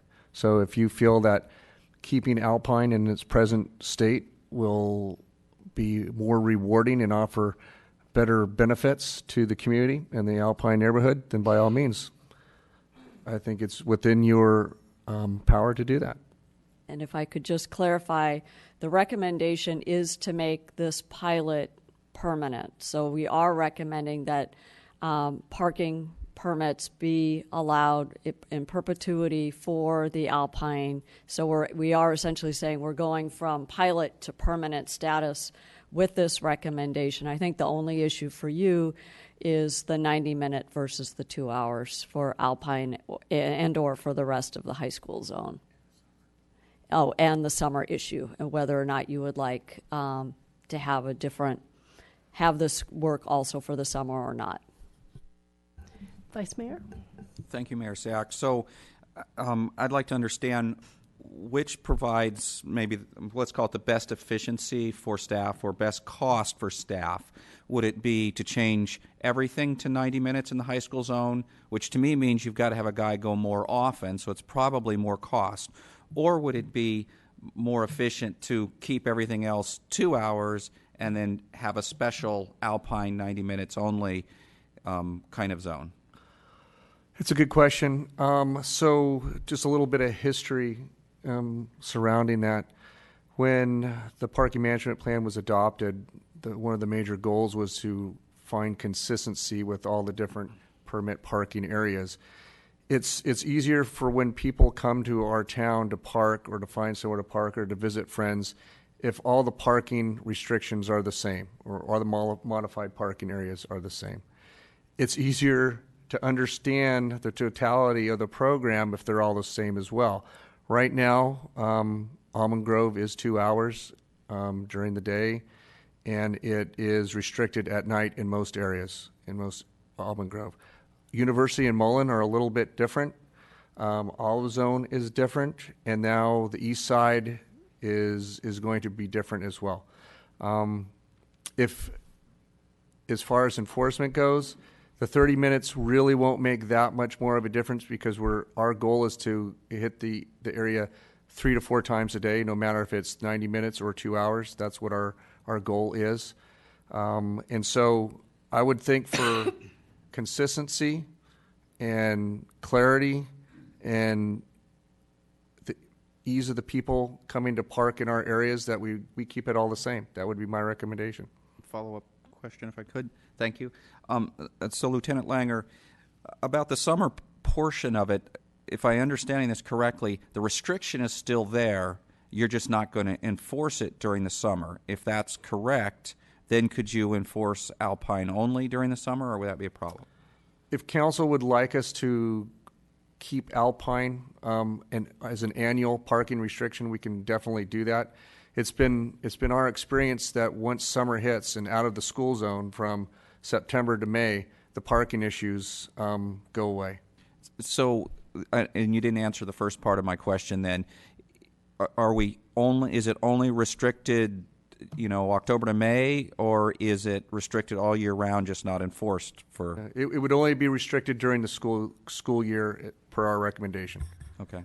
And let me just clarify that whatever the time period, the months of the restriction, that would align with enforcement. So we would never want to say, this is annual, this is year-round, and then not enforce. So we want to make sure that our enforcement is consistent with the signage that's on the streets.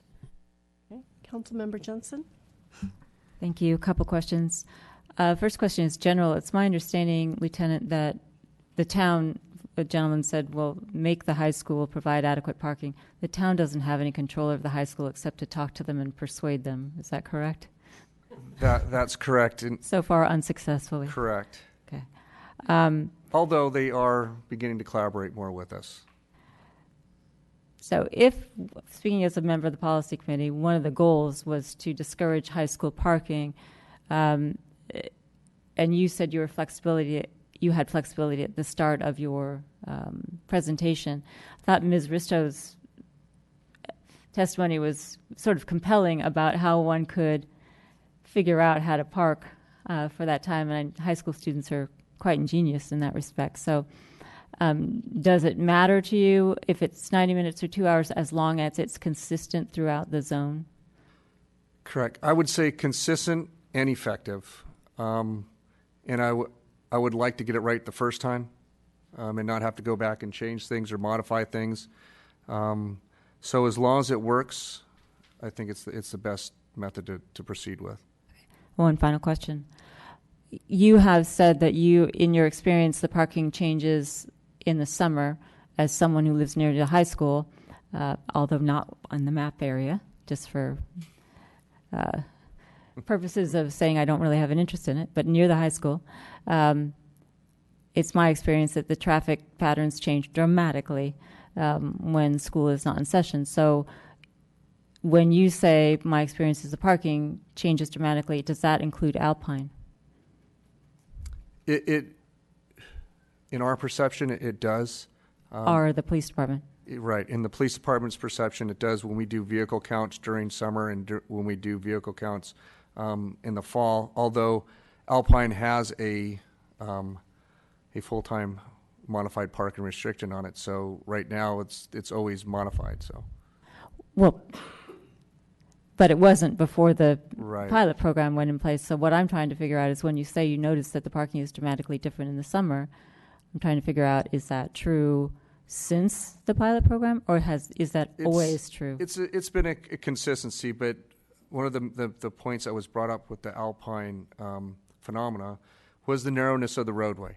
And so that was one of the primary reasons that we focused so much energy on granting Alpine a pilot program, was because we did recognize the fact that the roadway was very narrow, and when there was vehicles parked along both sides in certain areas of that road, that it did make emergency vehicle access very difficult, especially if you had cars coming in opposite directions.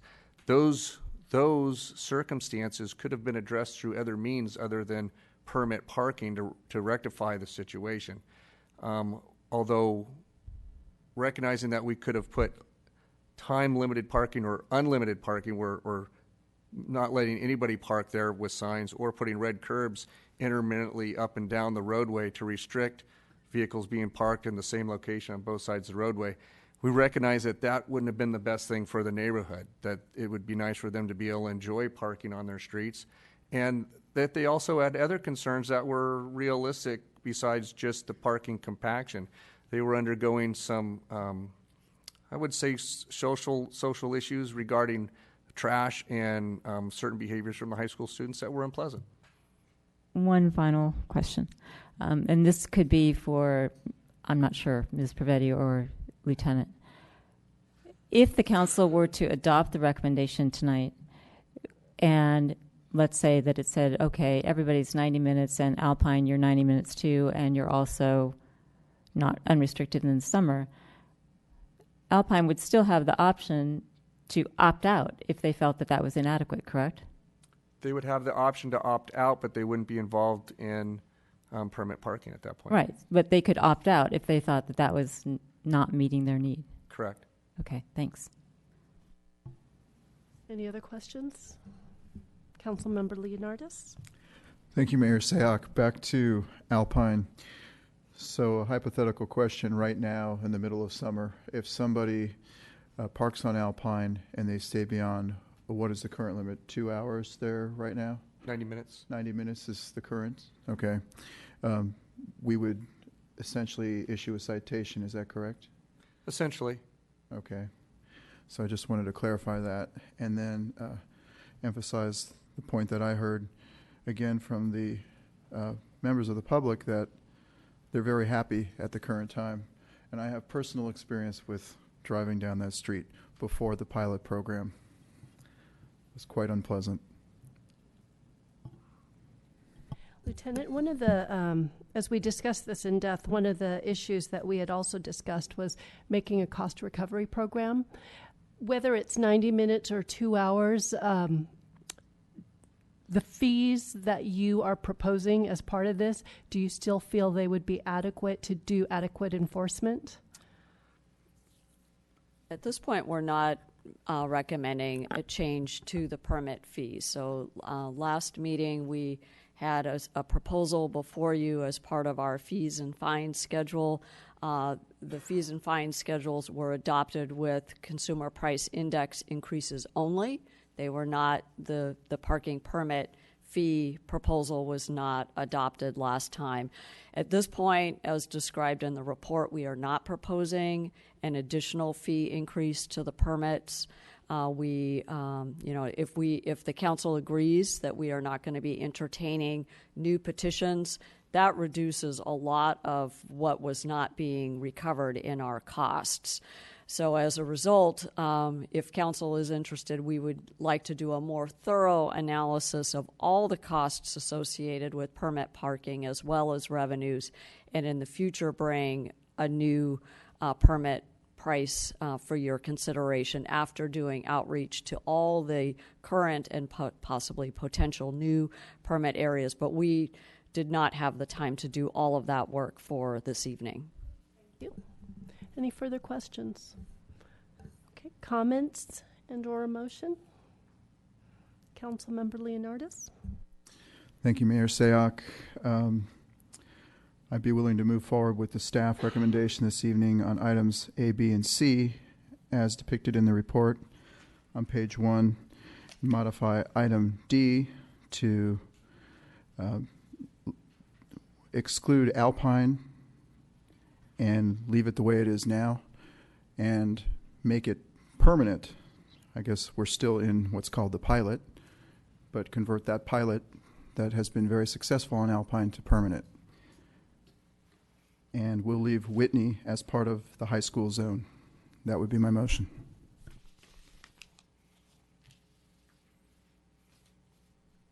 Do I see a second? Okay, the motion fails for a lack of a second. Do I have a second motion? Councilmember Spector. Thank you, Madam Mayor. I would move the recommendation of the Staff Report and Policy Committee on the first page, A, B, C, and D, well, A, B, and C, with the modification that the new high school zone, which includes Alpine, will be 90 minutes during the school year and will not be enforced during the summer break. Councilmember Jensen? Second. Vice Mayor? Thank you, Mayor. So again, I'm having a problem with, and this is what it says in the staff report, also no enforcement will occur during school holidays and summer months. But again, enforcement to me means you've got it in place, but you're not going to enforce it. Am I misunderstanding what enforce means? If this motion passes, then the signs would identify when 90 minutes would be in place. So the 90-minute parking restriction would only be during the school, the academic school year. And if we can identify school holidays, we would say so as well on the signs. So we don't want to convey a message of saying you can only park here for 90 minutes, but then and that would be year-round permanently, but then do no enforcement. We would have to have a sign aligned with our actual enforcement. Councilmember Jensen and then Leonardis. If I may, I wanted to pose an example, and you can tell me if this is correct. For example, there are signs in certain places in town that say no right turn on red from 7 to 9. Which is to accommodate pedestrian, bikes, and school traffic. So would you anticipate that there would be a similar type of sign with respect to when those parking districts were to be in operation, if you will? I would, and that would be something that we'd be working with traffic engineering to establish the best type of language that's the most understandable as possible. Okay, thank you. Councilmember Leonardis. Thank you, Mayor. To me, it just seems like a cantankerous thing for staff to keep track of and create signage for. Again, I think the purpose of the enforcement and the purpose of the pilot was, in my opinion, primarily for safety. It was getting down Alpine with cars that were parked on both sides of the street. And Lieutenant Langer has illustrated that they thought about things like red curbs to eliminate those problems, but that was something that would have been not ideal for the residents and parking in front of their homes and those kinds of things. So I'm looking at this street as being a very unique situation because of its narrow width.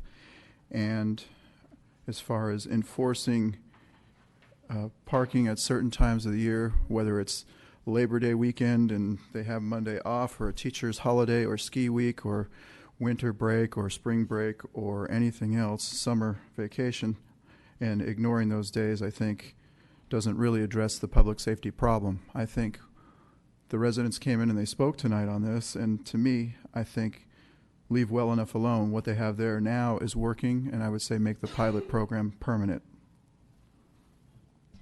Any other comments? Okay, I'll call the question. All in favor? Aye. Opposed? No. So it passes 4-1 with Councilmember Leonardis dissenting. Thank you. And Ms. Pravetti, if you could just remind me, and excuse me, Lieutenant Langer, so there will be further outreach with the neighbors that are affected with this new plan? That is correct. Okay.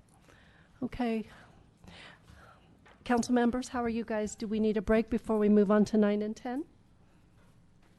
If we could just take a 5-minute break, we'll be back in 5 minutes.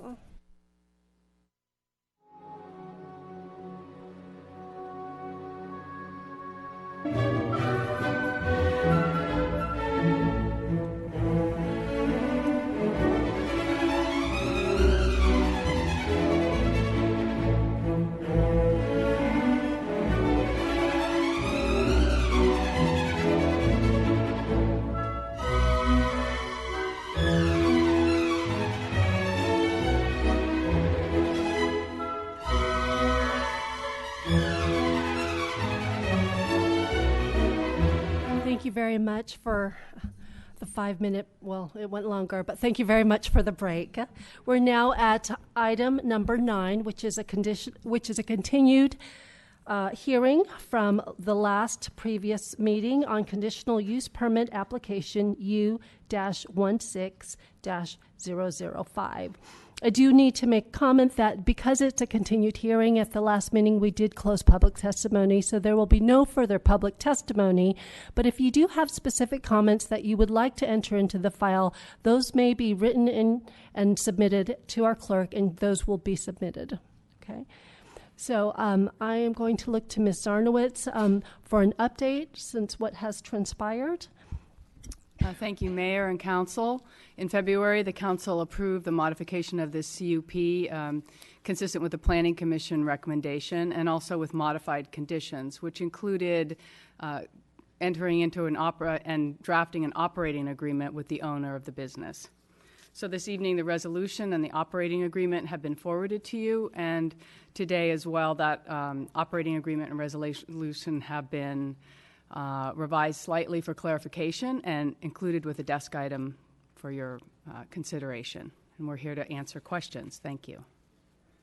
And before, yes, Mr. Schultz. And that's up to council whether you'd like me to take you through the operating agreement. I will tell you that council moves very fast sometimes, and that when you do any direction, and it's only a 2-week period. You only really have 1 week before it already has to be up and loaded for the next week's.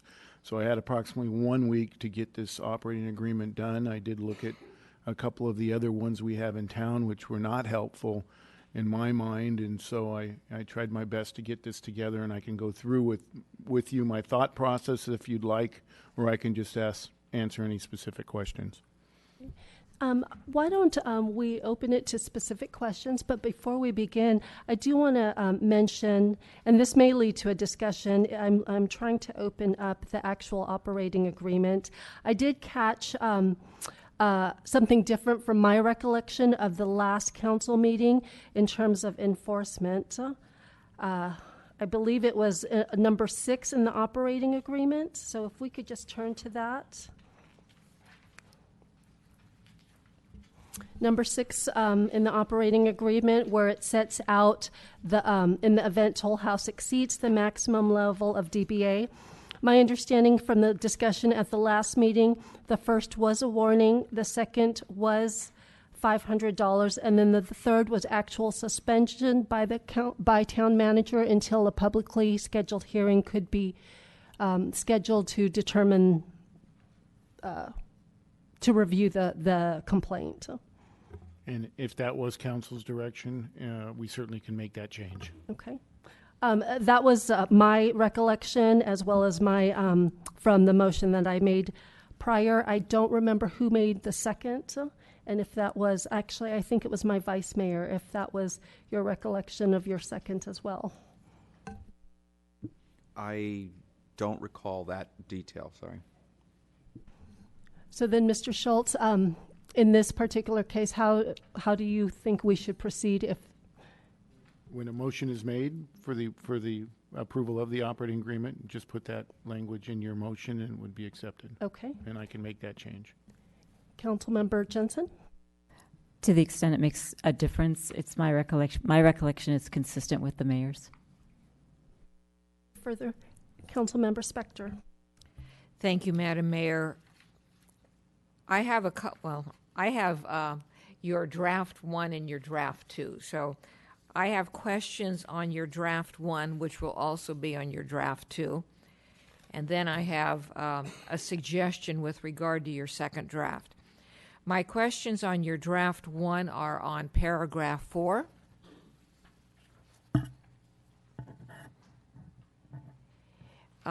It states, first line, monitoring devices of an agreed upon type.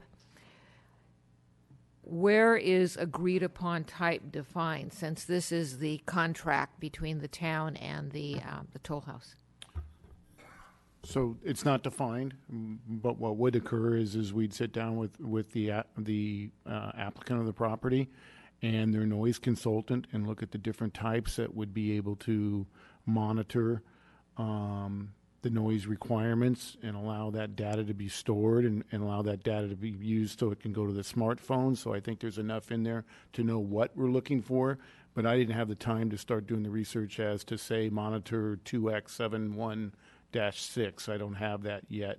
So that's the process we'd go through. And if we couldn't agree, then we wouldn't have an agreement until then. All right, so the applicant and the staff person Yes. or people would be making this decision. All right, same paragraph. A noise file, all right, this is in the middle of the paragraph. Set forth in paragraph 5, a noise file will be emailed to the duty manager's smartphone. Do we all understand? Well, I don't. How will one put into a contract the process whereby a noise file will be emailed, or is that just apparent to everybody?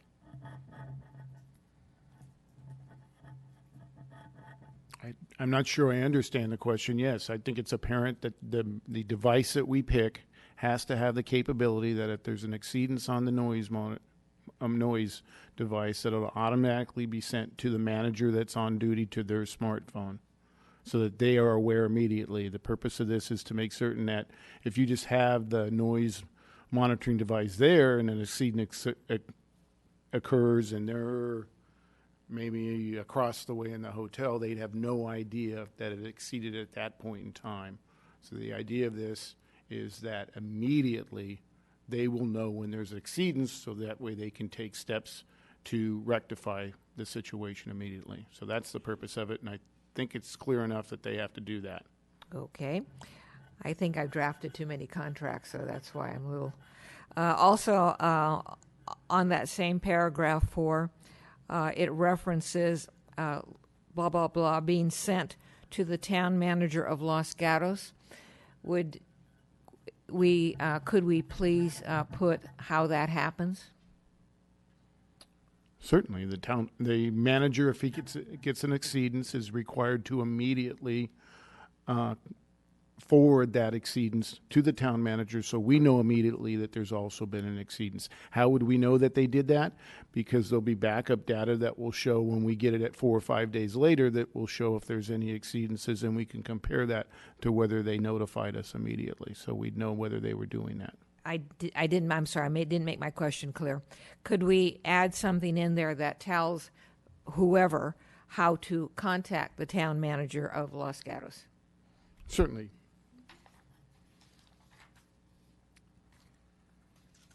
And then on your draft, your revised draft, so this would be number 2, on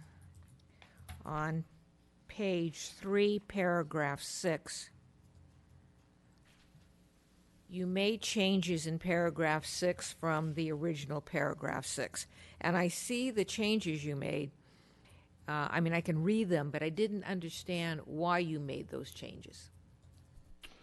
So in my mind, when I read it over, when I had the chance to read it again after it was already published, my mind is that a warning would occur for each entertainment event. So in other words, if there was an exceedance and a complaint at 7:30 at night, they would get a warning for that event. It wouldn't be a 7:30 an exceedance, an 8 o'clock exceedance, and a 9, and we'd automatically shut them down for good. So it's each event counts as either a warning, the first, and that's why I wanted to put in the language separate and subsequent entertainment event. We certainly could take that out and just say if you had one event, and like I said, an exceedance and a complaint occurred at 7:30, and I issued a warning that quickly, and then another one occurred at 8:30, we'd issue a $500 citation, and then if it was again in that first event or any event, we could shut them down for good. We certainly can change the language, but my reading this and other operating agreements, it was for each entertainment event. Thank you. Any further Council Member Johnson? Just a small follow-up on the smartphone thing. I take it from the discussion that the notion is that what's supposed to happen if the noise is too loud is that the manager gets notified immediately, i.e., they get texted. So and that's why it says smartphone. So we're saying email a noise file. I mean, aren't what we really wanting to do is to notify them, and then you could attach, something and then aren't we wanting to then notify the town manager? So I don't know how that gets drafted in a way that accomplishes that, but I think that the intent is to be able to notify someone as quickly as possible. Now, whether that be, who knows, if we're going to have stuff implanted in our heads someday and it's not going to be a smartphone, right? So the idea is that it's a notification to me. So however that notification happens, strikes me as that's how you would do that. So that's number one, an observation, I guess. And with respect to the discussion on paragraph 6, I'm going to do what the mayor did and indicate that I think that at the February 21st meeting, we had a lengthy discussion about the consequence of a violation, whatever form that would take. And the motion and the argument did not carry the day that a violation would result in a shutdown. A violation would result in a series of warnings. And so to me, the way that 6 reads now is consistent with the action that the council took on February 21st.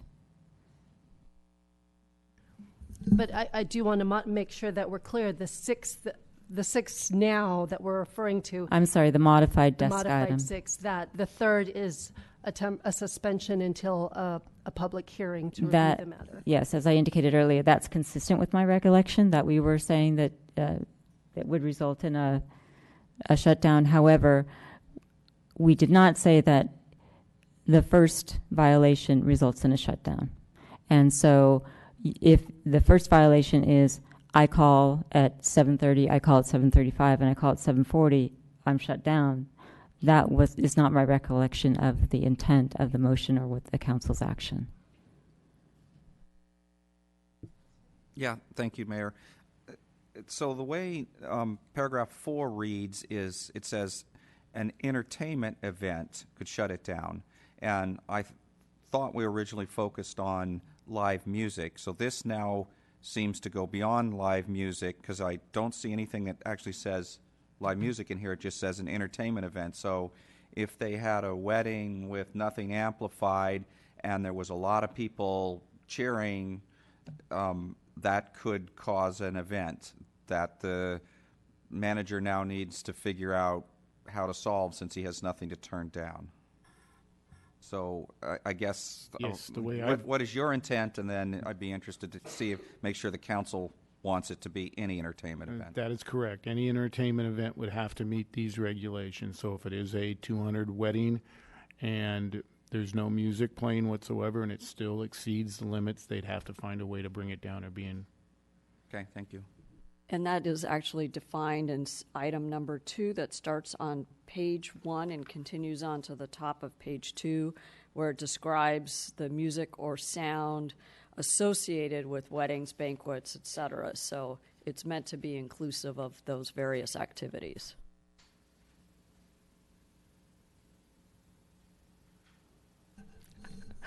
And remind me, because I viewed this I viewed the many hearings that the Planning Commission held, and I recall during their recommendation, they had this discussion that this was a risk that the applicant was going to take by having such a monitoring program in place, that noise is noise, and whether it's acoustic or 200 people, once you go over those dBA, that's it.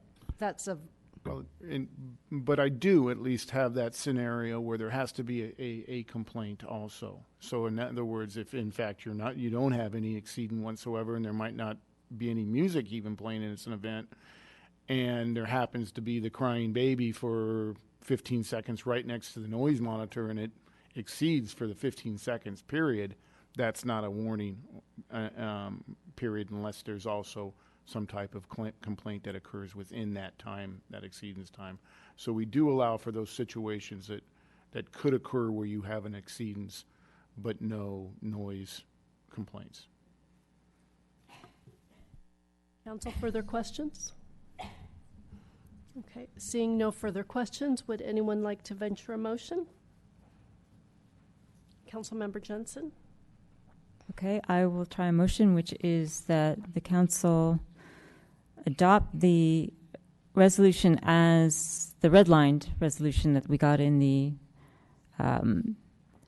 desk item this afternoon, and the redlined operating agreement, and ask that there be some modification to take into account the questions regarding the smartphone and the notification, recognizing that the goal is for immediate notification, and that paragraph 6 be modified to indicate that after a third and separate and subsequent event that's in violation, that operations with respect to this permit or modified CUP must cease pending a hearing.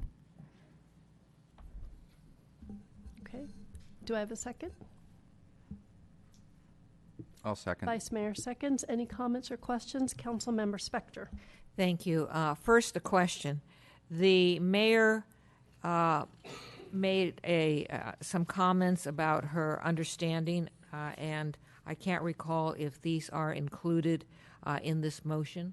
So I'll go to yes, it was with respect to paragraph 6 and the consequences of a third violation not being a $1,000 fine, but being essentially a shutdown of any operations with respect to the CUP pending a hearing, and that was included in the motion. I'm going to be supporting the motion, and I understand that we have had input from the residential community, and we do have it in writing, assuming you had submitted it sometime before tonight. So we do have that input. I am supporting the motion because it's being implemented by way of an operating agreement. And the operating agreement is going to hinge largely on the neighborhood, whether or not they hear the noise, whether or not they report the noise, and also on a meeting that's coming up in November. The fact that we're having a follow-up meeting in November and that it could possibly modify, bless, eliminate this permit gives me comfort, and I'm just hopeful that the neighbors understand their role in effecting this agreement. Councilmember Leonardis. Thank you, Mayor Sayoc. I may be in the minority here this evening, but I will not be supporting this concept. I feel like it shouldn't be the obligation of the neighbors to break up fabulous parties. I don't think a text message to a maitre d' of a party or whoever the manager of the hotel and them having to herd 200 people back inside who are breaking plates out on the deck is a way to handle things. I realize it's a trial period, and I do believe in economic vitality and balance between the downtown businesses and the neighbors, but this has been a problem on this street for a long time, hence the previous CUP that was issued in 1995, I think, that was thoroughly vetted by previous councils. Therefore, I am voting for the neighbors tonight. Any further comments? I'll call the question. All in favor? Aye. Aye. Opposed? No. It passes 4-1 with Councilmember Leonardis in dissent. Okay. And so this will be re-advertised in November? Yes, we'll be coming back in November. Okay, thank you.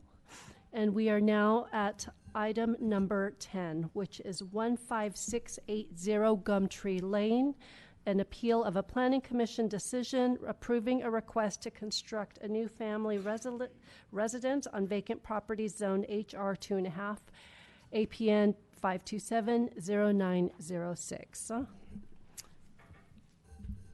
Mr. Khan, welcome to the council meeting. Would you like to walk us through and provide an overview? Sure. Good evening, Mayor and council members. Again, my name is Azar Khan, Assistant Planner with the town.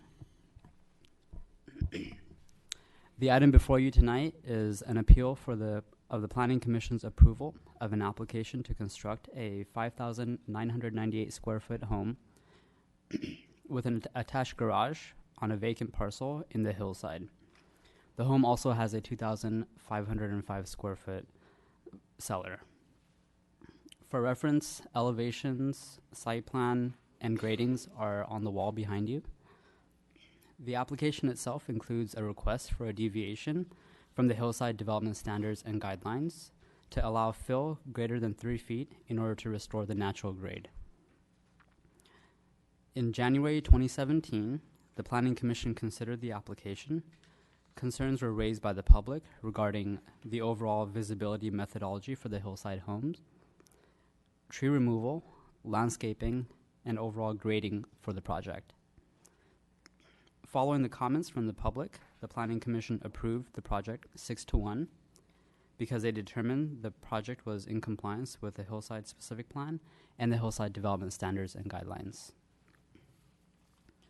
While the Commission agreed that the concerns raised regarding the overall visibility methodology for the hillside homes, the Commission stated that the project cannot be subject to additional new requirements that have not been adopted. The project is being forwarded to the Town Council because the Planning Commission's decision was appealed by 2 citizens. Council received 2 addenda. Addenda A includes additional information provided by the applicant, which includes a visibility study and revised landscape plans. Also included in Addenda A are comments from one of the appellants, Addenda B includes staff's response to information received from the appellants, clarifying that the proposed project is located in the Ridgeline area. Staff recommends that Council uphold the Planning Commission's decision, deny the appeal, and approve the application with the required findings, considerations, and recommended conditions of approval. If the Council denies the appeal and approves the project, then one of the following options should be considered to address the height of the home. Number 1, add a condition of approval which states that the home cannot exceed 18 feet in height, or number 2, grant an exception to the 18-foot height limit. This concludes staff's presentation, and we're happy to answer any questions you may have. Thank you. Thank you. Any questions of Mr. Khan or staff? Okay, seeing none, I will open public testimony. Because there were 2 separate appeals, the appellants will speak first. That will be Dr. Weissman first, Ms. Quintana second, then the applicant. Then we'll have public testimony, and then we'll go in reverse order with the applicant, Ms. Quintana, and then Dr. Weissman.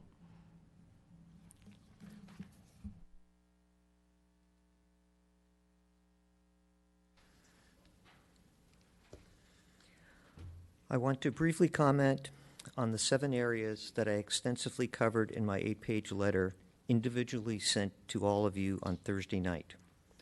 Number 1, the maximum permitted house height of 18 feet has now been confirmed by staff in Addendum B. This house is proposed for a significant ridgeline, also a critical ridgeline, depending on the document. The Planning Commission was in error when they approved the proposed 23-foot high house. Number 2, despite the applicant's recent submittal of Attachment 12, the visibility analysis is still not conforming with what is required by the hillside design standards.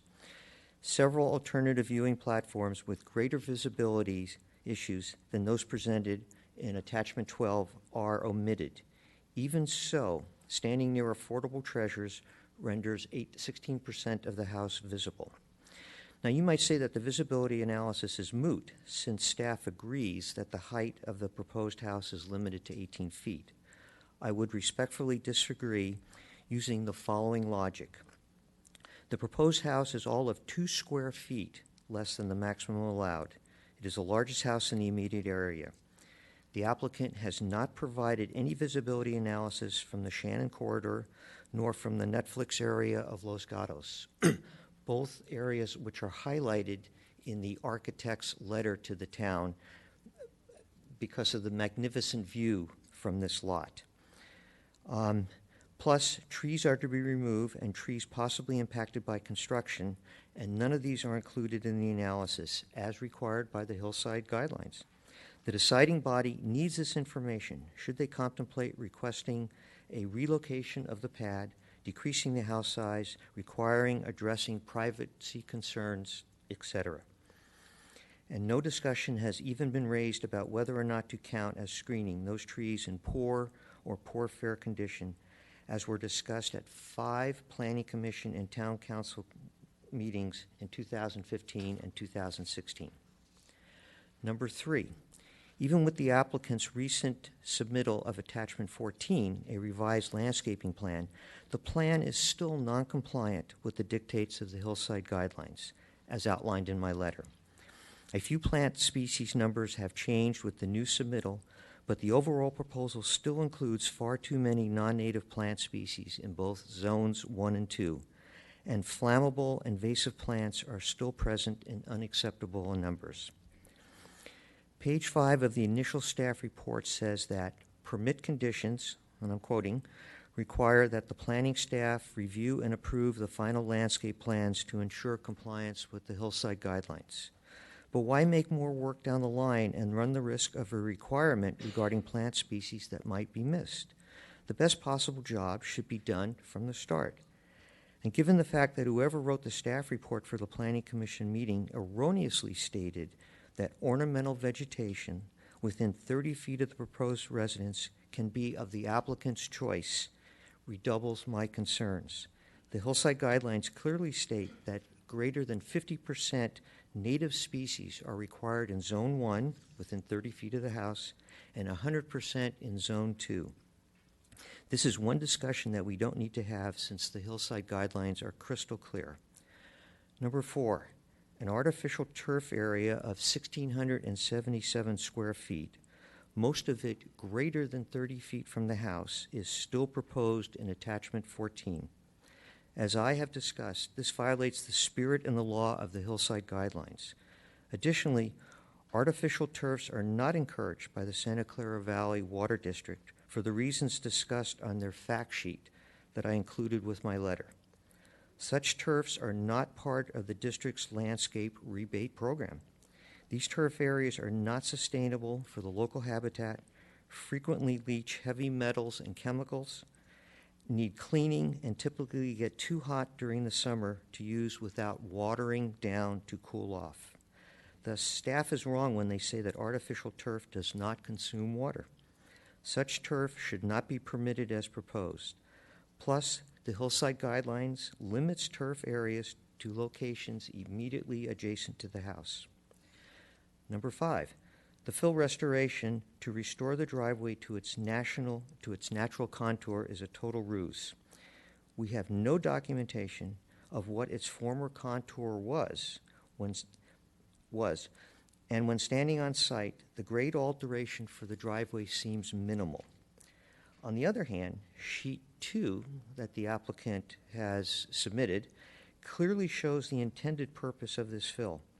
By creating a supplemental pad that is larger than the house and the garage pad combined, the builder can now place a pool deck, dining patio, separate covered and uncovered verandas, planter, turf area, and part of a bocce court on this landfill. Plus, the fill will eliminate another 6 trees, which will add to the 17 trees that have already been removed from the site. How does this proposal possibly comply with the sustainability requirement for the hillside development? And retaining walls to create large, flat yard areas are forbidden by the Hillside Guidelines. Number 6, the current arborist report is incomplete and inaccurate for the reasons outlined in my letter. The number of trees to be removed is inconsistent with what the developer proposals and what the staff reports. Required retention ratings for each tree are not provided. 8 trees have been removed without the required permits and are unaccounted for, and missing information makes the visibility analysis impossible. So, in summation, I urge that you deny this application. Alternatively, should you decide to grant my appeal, and remand this application back to the Planning Commission, I ask that you include the following directions to the Planning Commission as guidelines for their future deliberations. These suggestions are listed on page 7 of my letter and include: 1, limit the house height to 18 feet above grade; 2, expand the viewing platforms to include the Shannon Corridor and the Netflix area; 3, exclude from the visibility analysis any tree to be removed or possibly harmed by construction, as required by the hillside guidelines. Also, trees in poor or forepair condition shouldn't be counted as providing screening.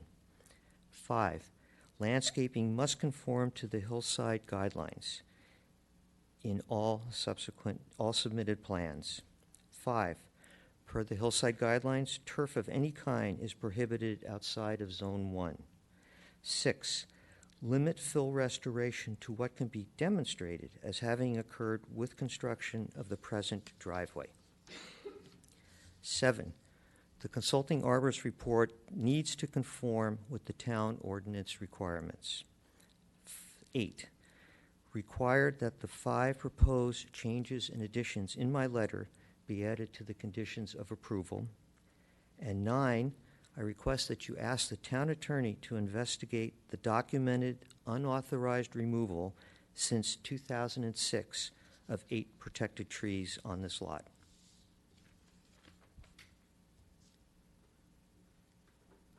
Any questions? Vice Mayor. Thank you, Mayor Sack. So today I requested access to the property, and the owner met me up there. So I looked at the property, and he told me that you'd been up there and looked at the property also. So I can't recall whether we have it in our guidelines now or we're wanting to get it in there about dead trees, or let me rephrase and say trees that are sick and that may disappear and no longer provide screening. So you must have seen the trees that are up there. Did it look like there was any trees that were sick that were going to die in the area that's providing the screening? A couple of aspects of that. First of all, there are a number of deciduous oak trees. So one cannot look at them in the wintertime and gauge their health.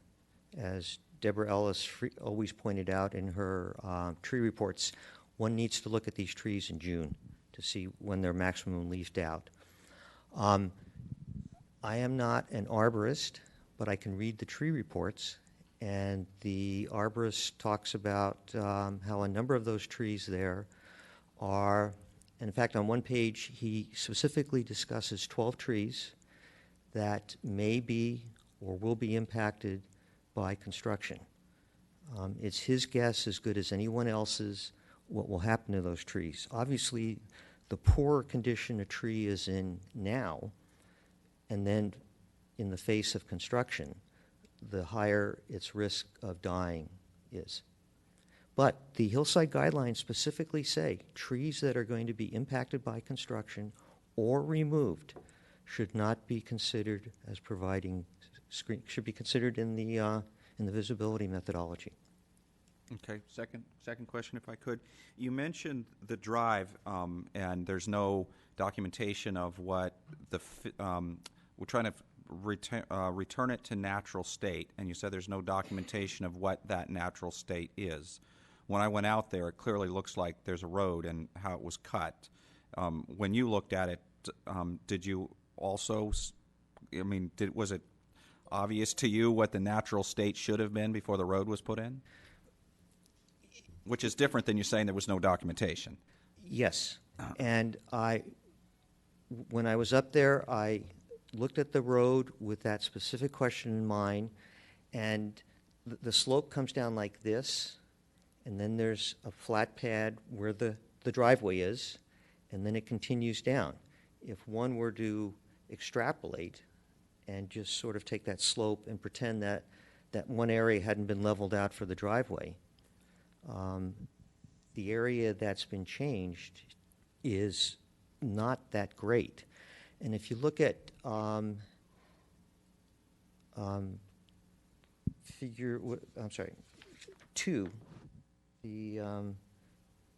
sheet 2, you can see the road, the proposed fill is hatched in. Underneath the hatching, you can see where the driveway is. Just guessing, I would guess that the amount of fill is at least 4 to 6 times larger than the area of where the road is. So clearly, they're using this as a justification, if you will, to take the cellar dirt, spread it out, and create a pad for accessory structures, which is more than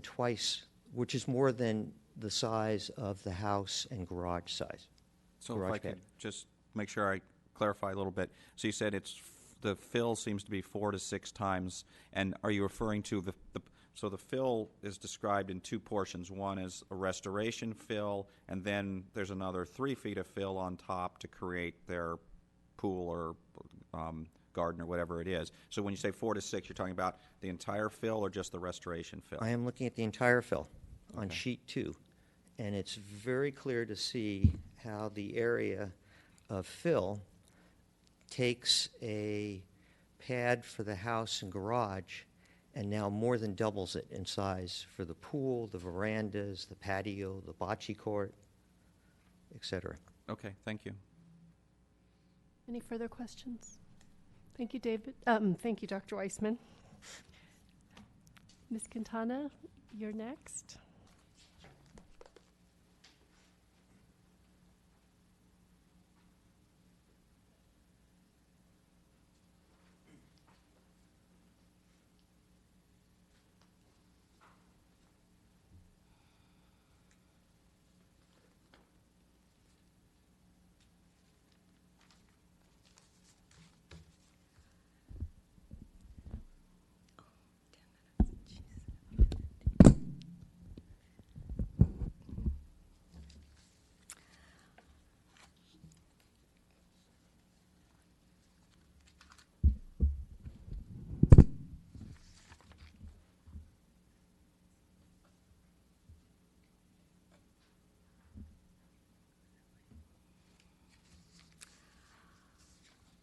Ms. Quintana, you need to turn it one more time for us to see.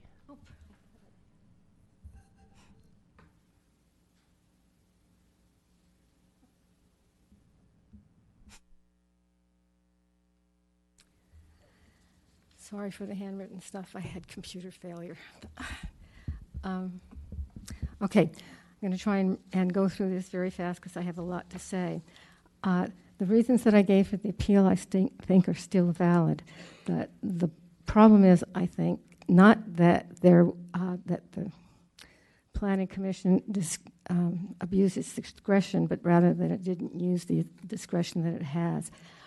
There's inadequate information, conflicting information, and I'm going to go through some background information because I think it's important.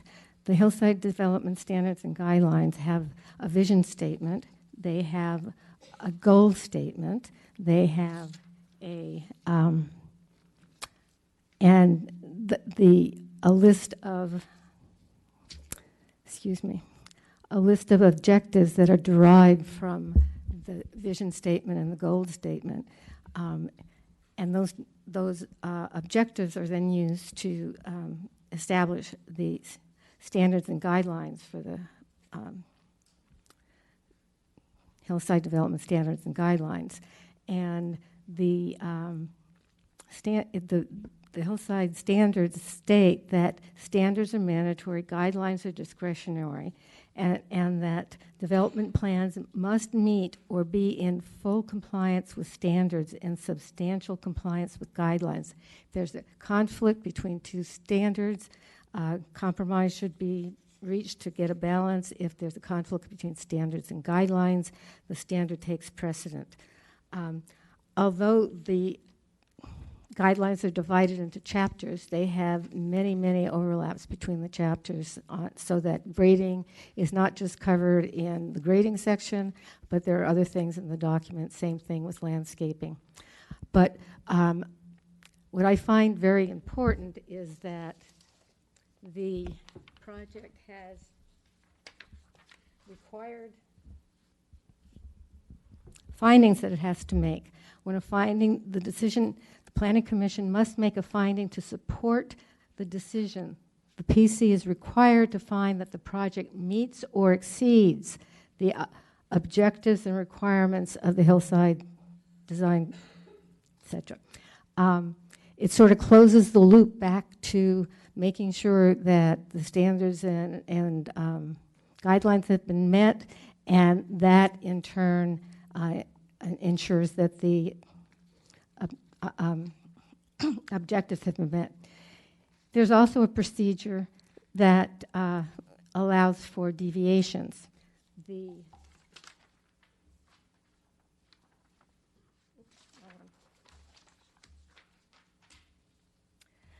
That section allows for deviations, but it requires that the Planning Commission include rationale and evidence to support the deviation, and that the burden of proof is on the applicant to show that there's compelling reasons for the granting of the application. I don't think this project has demonstrated either of those two requirements for the findings or the exceptions.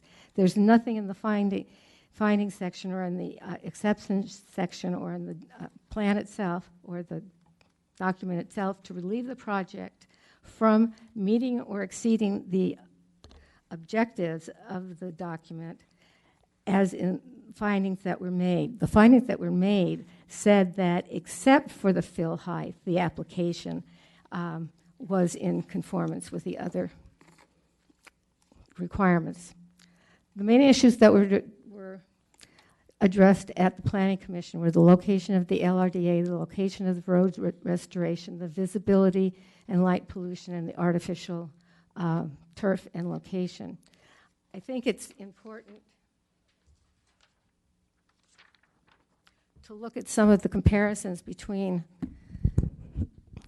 the previous project and this project based on the fact that the applicant has stated that the current project has much less impact than the previous project. In fact, the current application has far more grading impact. It has a greater cut, greater fill, greater total, and a much larger off-hauling of land. Let's see, where am I? Also, the LRDA in the 2013 application is different than the LRDA that is presented in the plan set for the current project.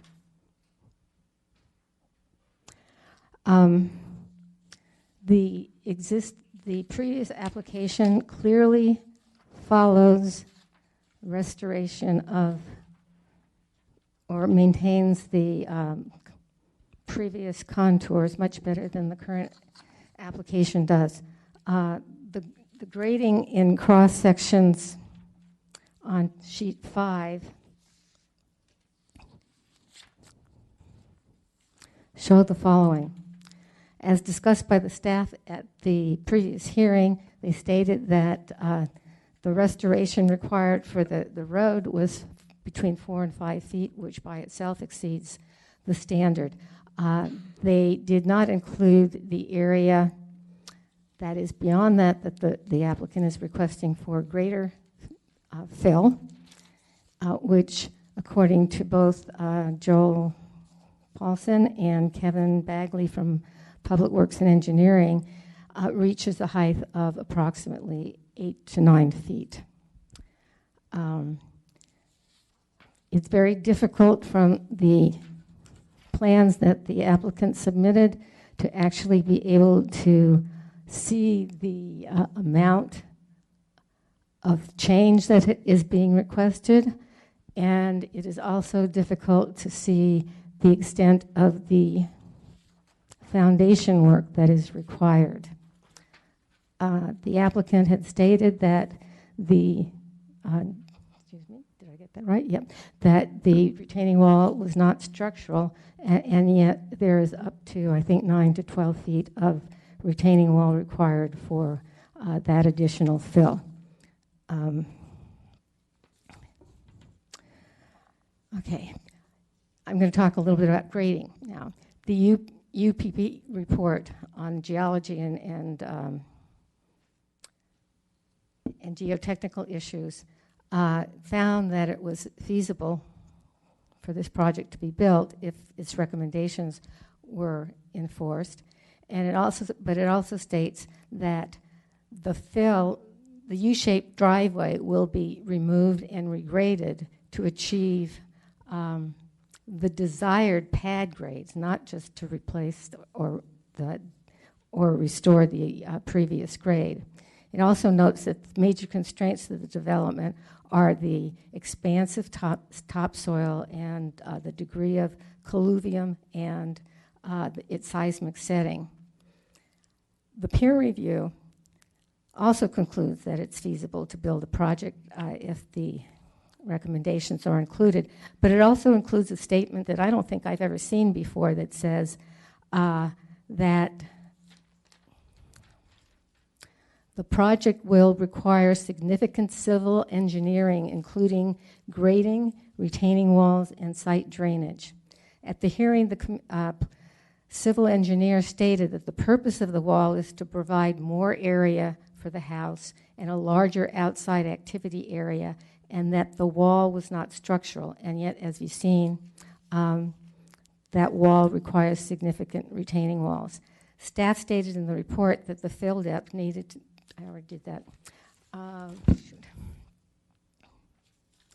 I think I'm going to skip to the real fast to my last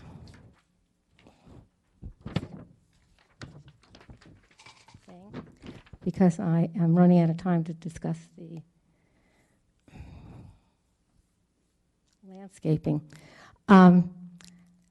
This is the line of the 30 feet. This is the line of the 70 feet. Clearly, there is a huge portion of the formal landscaping that occurs beyond the 30 feet. Whether the turf is artificial or not, it's still not a natural element of the hillsides.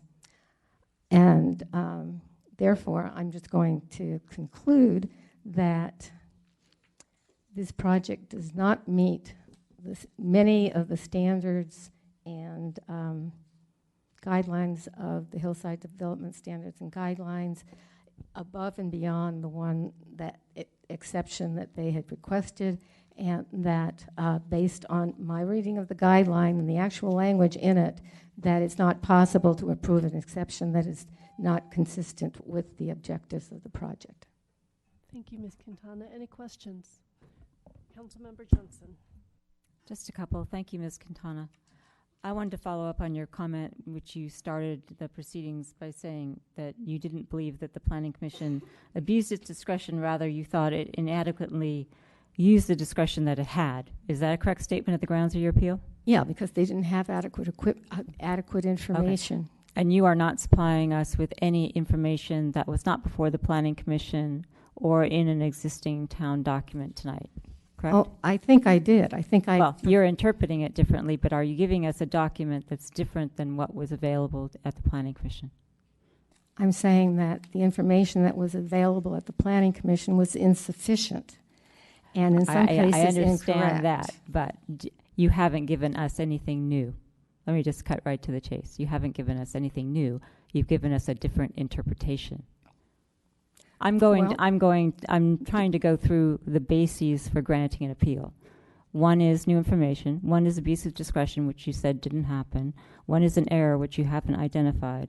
And one is using a policy, implementing a policy that's in the purview of the council, not the Planning Commission. Okay, I have provided at a minimum information regarding the extent of the landscaping that exceeds the 30-foot line. That I guess I didn't get to the point of discussing permeability and non-permeability, and the fact that the Public Works stated to me that most artificial turf is not considered pervious. So the calculations on the NPDES and drainage may not be correct. Okay, thank you. And wait, I had more. That's okay. I get it. I also Thank you, stated Ms. that Quintana. the fill You've was answered more Ms. than Councilmember the Johnson's 4 or question. 5 feet that was provided at the Planning Commission hearing. Okay, any further questions? Thank you. Councilmember Leonardis. Thank you, Mayor Sack. Ms. Quintana, is it your belief that the original staff report that was provided to the Planning Commission lacked or was insufficient in information, therefore they arrive at their conclusion because they lacked the information that you have brought forth this evening? Yes, I didn't want to say it that way, but yes. Thank you. Any further questions? Okay, thank you, Ms. Quintana. I'm now calling the applicant's team, and collectively you have 10 minutes to share to speak as the applicant. Who would like to go first? And if you could both just identify yourselves when you speak.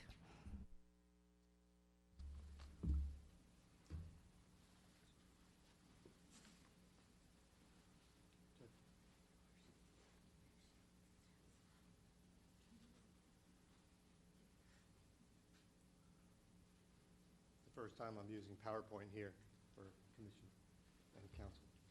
So what do I do? Are you going to start it up? Oh.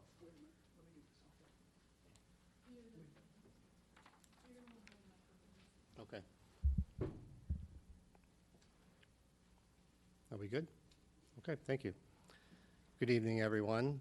I wanted to say that I concur with what Councilmember Jensen pointed out, that Ms. Quintana did not supply anything new that was not heard at the Planning Commission meeting. And the Planning Commission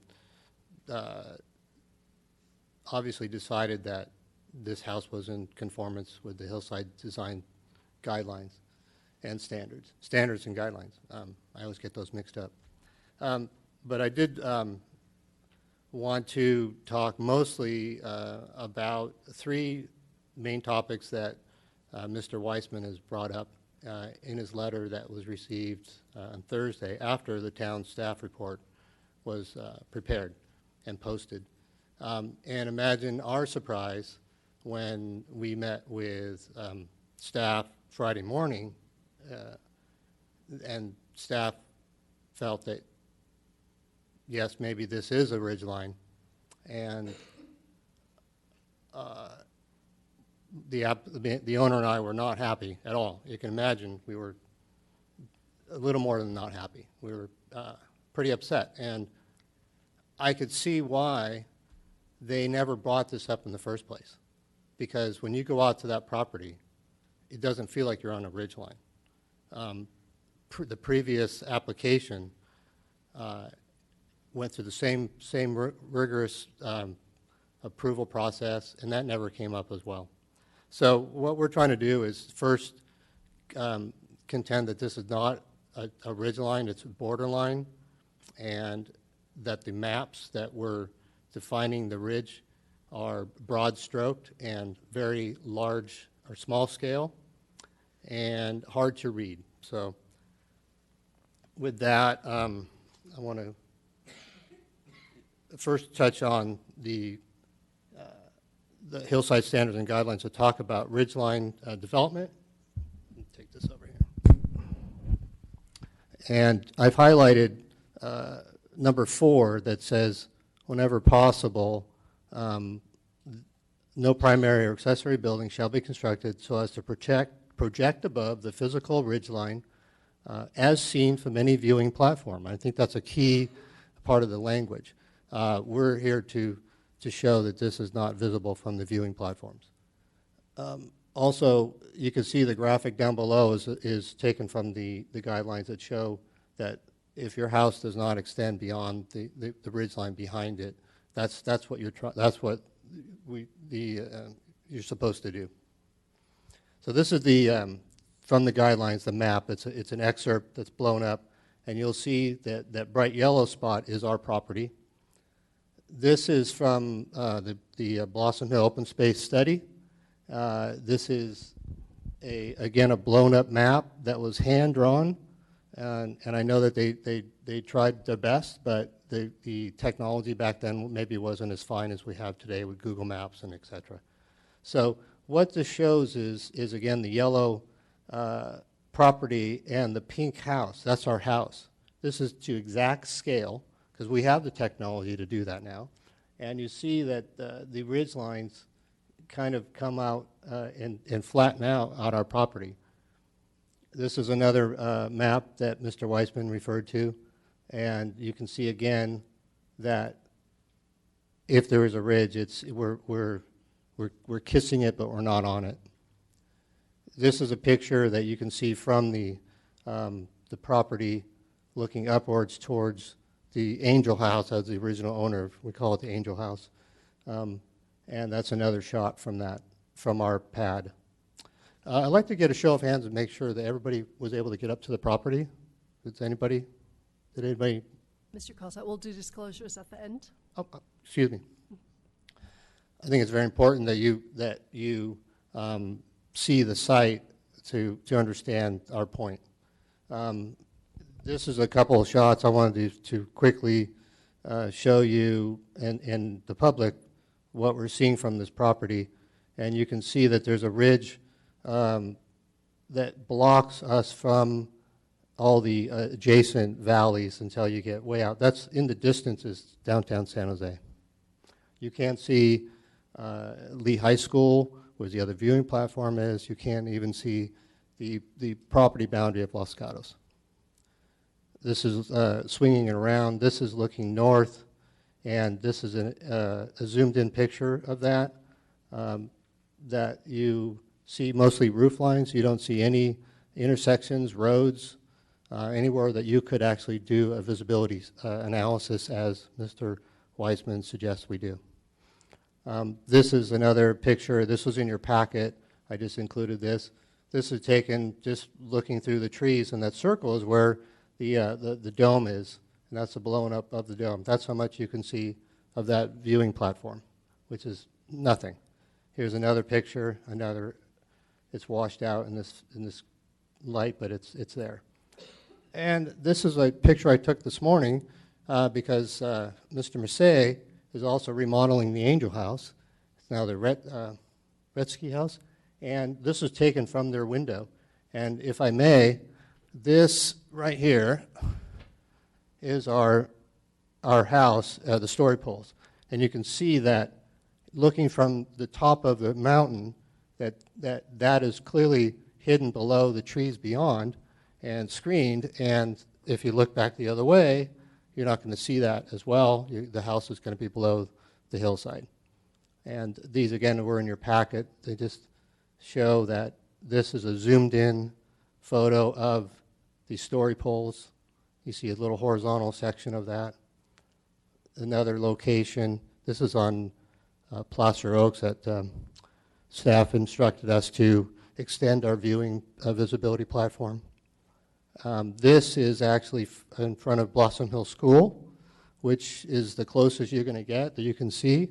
And again, you're only talking about 7 to 11% from this location of visibility. This is zoomed in. We actually use a spotting scope, which is like a telescope. And that's what it takes to see this, because this is an orange netting that's in the dead of winter that you can barely see. Only with aids you can see it. And when the house is finished with the darker colors, it's going to blend in. You can see the Angel House, that cone-shaped roof to the left of our house. That's the window that I took a picture of, looking down on our story poles. So you can see clearly that we do not project above the ridgeline. And then I want to talk about the road, and I'm running out of time here, so I just want to take a few pictures.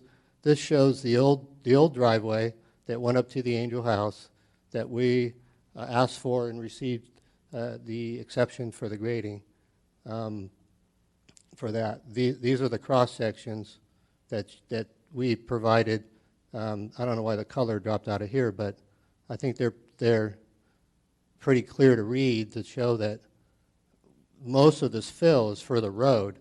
And the road, you can't just put dirt and fill this road. You have to, there's a technique for that, for removing and then restoring grade. You have to remove some of the existing soil to cut benches and to properly compact the fill. And that's why the extent of the map shows the full extent of our grading operation for the restoration up to 1 inch of fill. I'd like David just to talk a little bit about landscaping. You got a minute, bud? But that's fine. Good evening. I'm David Fox. I'm the landscape architect on the project. Just a couple of quick points. The plans that are now in possession of the town do have all California native plants outside the 30-foot zone. We even went so far as there's a small planter in the middle of the patio. The line goes through it. It's half native, it's half ornamental on there. As far as the artificial turf goes, artificial turf is not a plant. It would not fall under the planting guidelines. I would be allowed to put a sports court out in that area under the hillside standards, and if it had artificial turf as a surface, 30 seconds. I could still, tennis courts are allowed, for instance, in the hillside zone if they meet the grading criteria. Artificial turf, if it's going to be included in the hillside standards, needs to be included under a separate article. It needs to be addressed separately. And I can understand if the town doesn't want it, but to say that artificial turf doesn't provide benefits for water savings and for other things is absolutely false. And if you have a question about the plants, let me know and I'll answer it for you. Okay, any questions? Vice Mayor. Thank you, Mayor Sack. The first gentleman, I assume, was Mr. Kolstad. He didn't introduce Actually, himself. if you could right now, Mr. Kolstad, for the record. Gary Kolstad, architect. So I think this is a question for you related to the viewing. So Mr. Weissman, Dr. Weissman had concerns about the visibility should be done in the winter when the deciduous trees don't have their leaves on them. I see your pictures seem to be done in the winter time. So is your visual analysis where we're looking at it in the winter time? Yes, it is, and that's a very important point because we are, after the storms that we've had, obviously you're not going to have anything more exposed tree-wise than we have today. And these pictures were taken within the last month.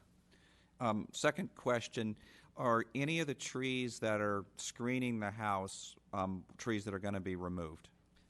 No, none of them. Are any of those trees sick trees that may die on their own soon? I'm not an arborist either, but the arborist did not mention any concern about the trees downhill. Okay. And those are the ones that are screening the house. Yeah. Any further questions? Okay, thank you both. If I have no cards from anyone in the public who'd like to speak. Okay, so I have no one to speak on with regards to this. You're welcome to speak your rebuttal, but I'm sorry, Councilmember Leonardis, you have a question? No, I was just going to mention about the rebuttal. The appellant, do they? Correct. Never mind. I'm sorry. So what we're going to do is, as I said, we're going to reverse the order now. And so the applicant just spoke. I'm assuming you have nothing to rebut. And so we'll go to Ms. Quintana, and then we'll go to Dr. Weissman.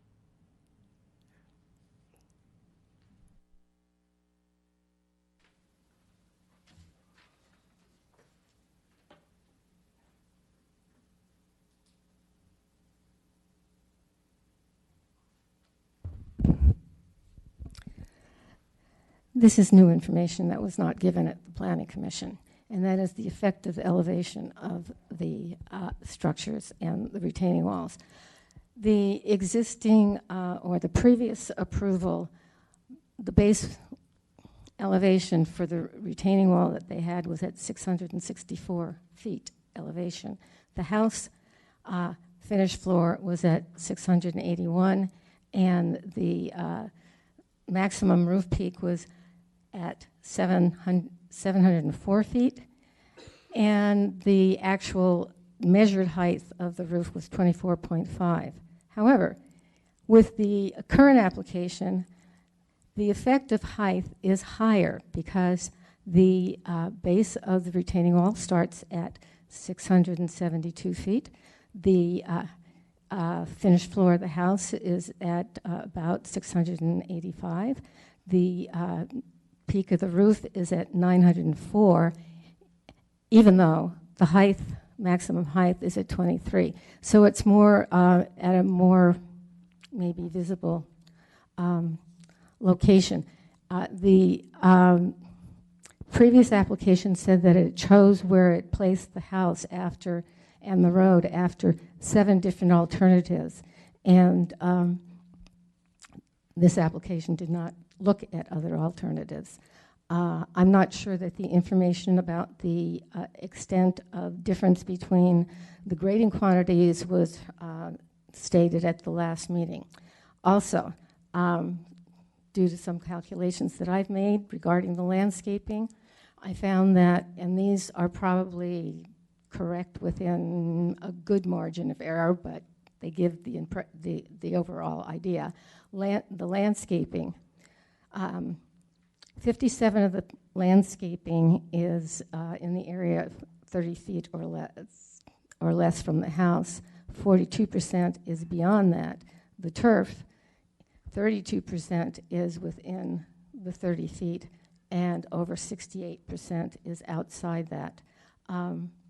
Also, if you consider the turf as being impervious, which is what the information I got from Public Works indicates, that it has a good potential of being impervious. The total impervious land on the site is of the landscaping is 72% of the landscaping, with the plant material only accounting for 28.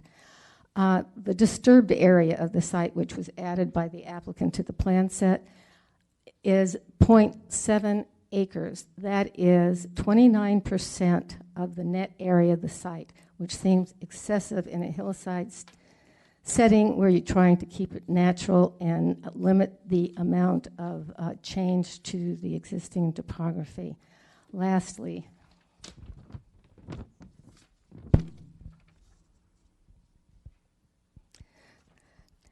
this shows the the area divided between this area, which on one sheet was shown as restoration fill. On another sheet, it was amended, and this whole area here is considered restoration, although I'm not sure why this qualifies as restoration. And in addition to that, I've lost my train of thought. I guess that's going to be it. I think the, and the other thing that I found looking at the previous plans and this plan is that the LRDA is not the same, and that even the total area of the site differs. So, and then guidelines and standards, that's what I wanted to get to, and I didn't do it. The guidelines and standards, there are over 100 standards and about 75 guidelines. Of those, only a few have actual objective, measurable criteria to use. It's clear that in determining whether a project is consistent or not with a standard guideline or the project as a whole with the document, that there's a lot of subjective judgment that has to be made. You can't just simply check off, yes, it met this, and no, it didn't meet that. Ms. Quintana, you have a question from the Vice Mayor? Thank you, Mayor Sack. Ms. Quintana, I'm confused, which means I'm not getting it at all, why you're comparing the before project and the current project.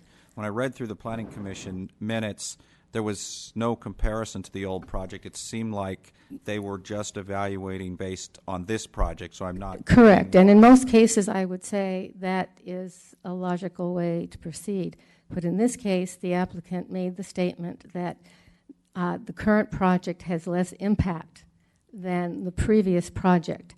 But if you look at the differences in elevations, if you look at the differences in the grading amounts, And if you look at the fact that the retaining walls are more significant because of the basement, I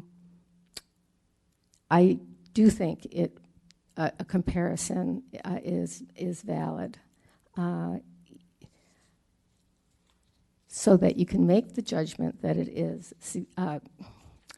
One of the things is that minimizing grading, minimizing this, minimizing that, if you have another project that you compare it against that has done it better, then I don't think you can make the statement that it was minimized. The impact for this project was minimized. Okay, thank you. Any further questions? Okay. Dr. Weissman?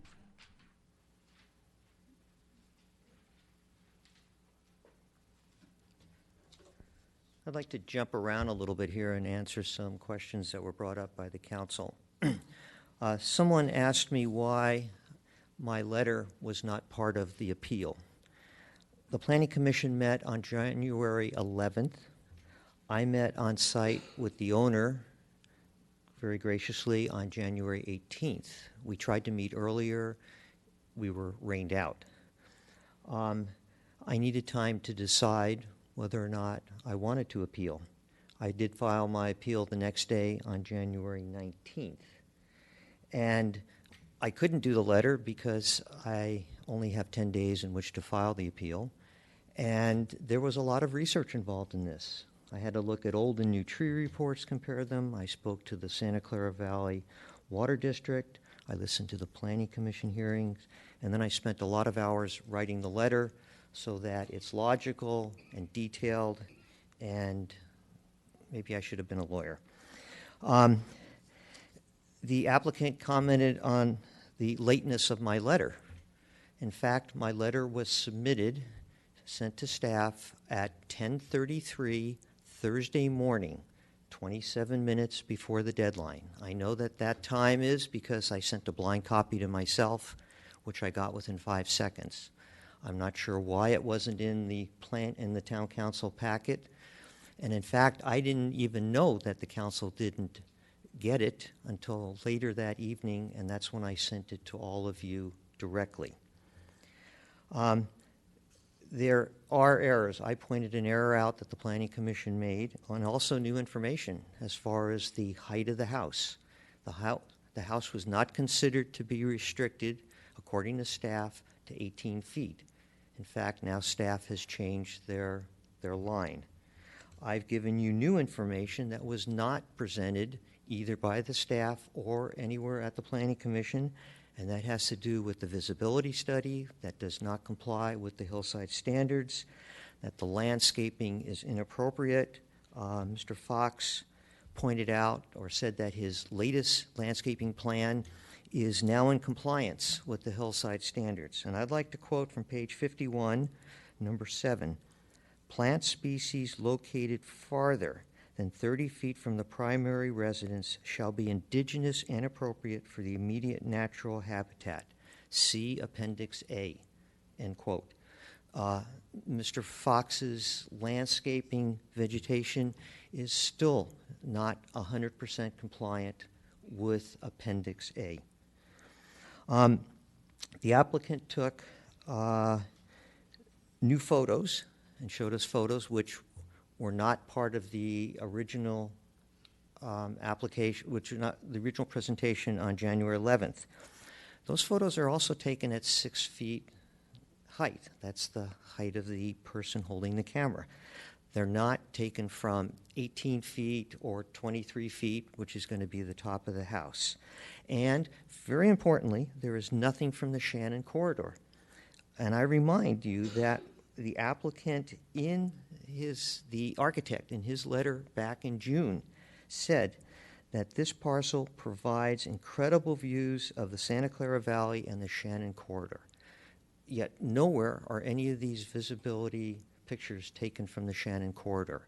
And the hillside standards talk about from all areas of visibility from all areas of town, not just the valley.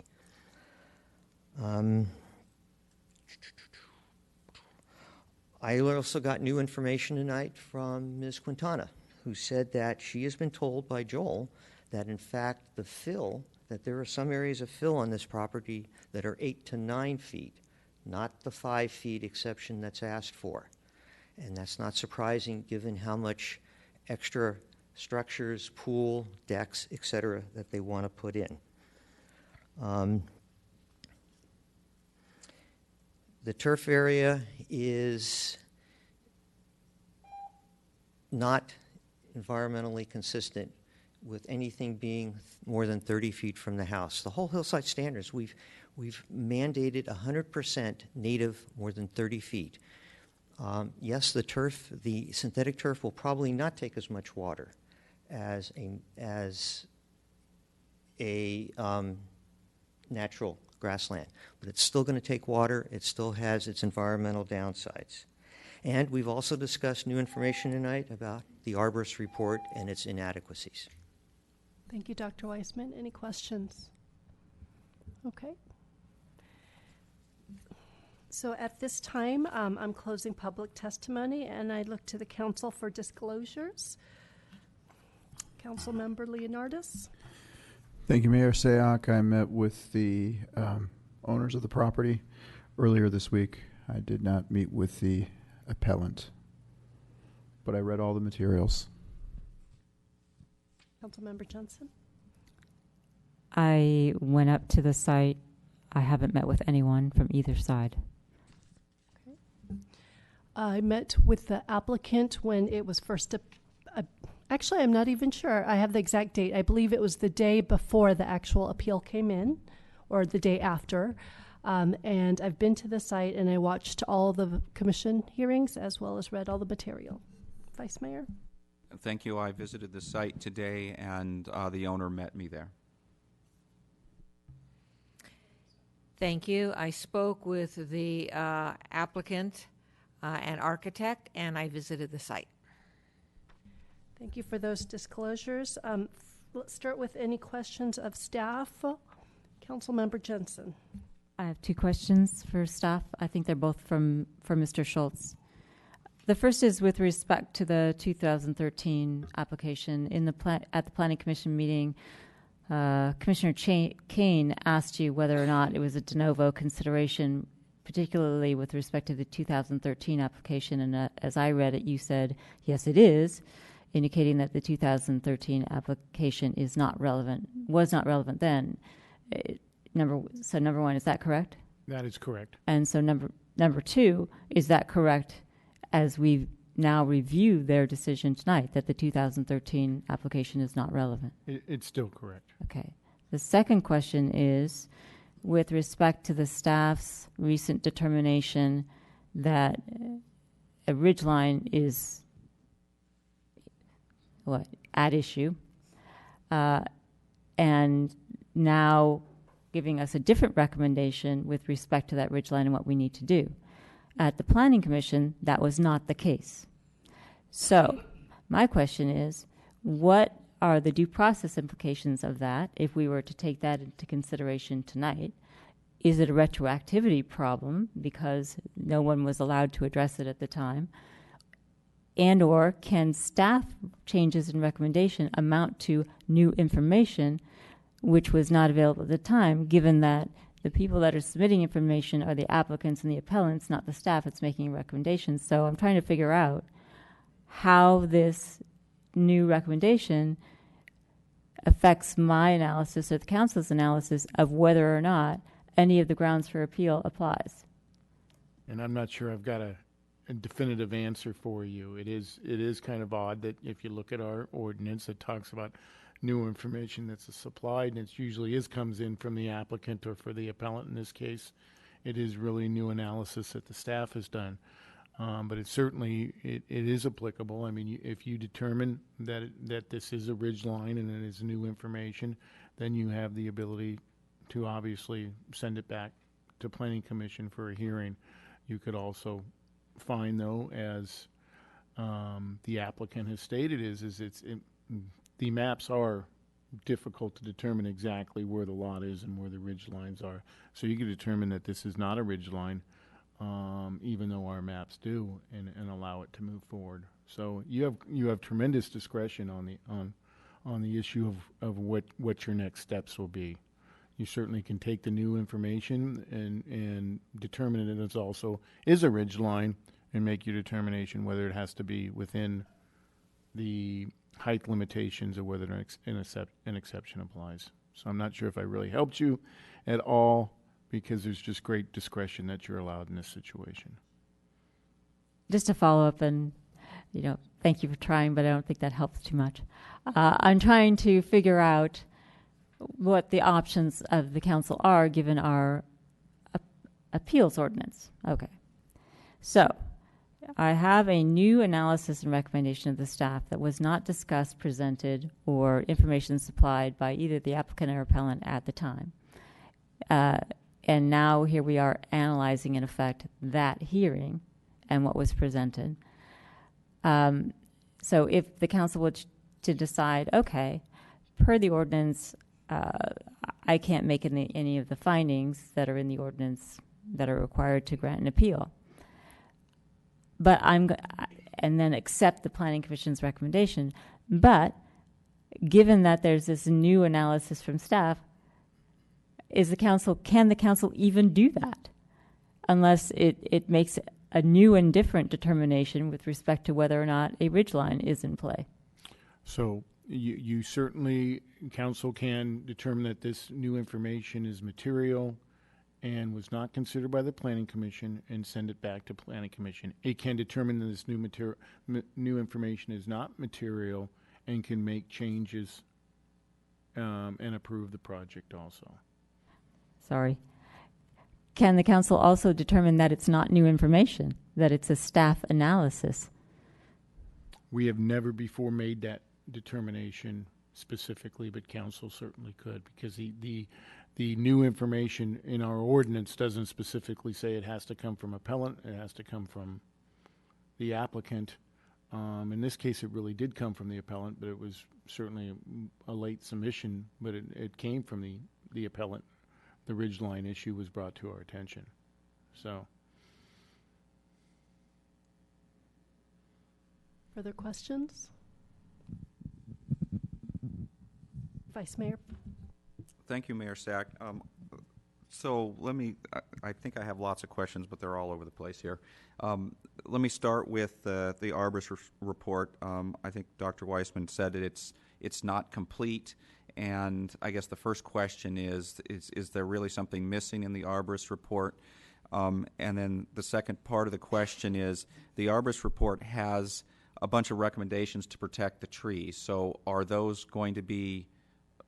followed per the plan? Good evening. I'm going to try my best to answer those questions.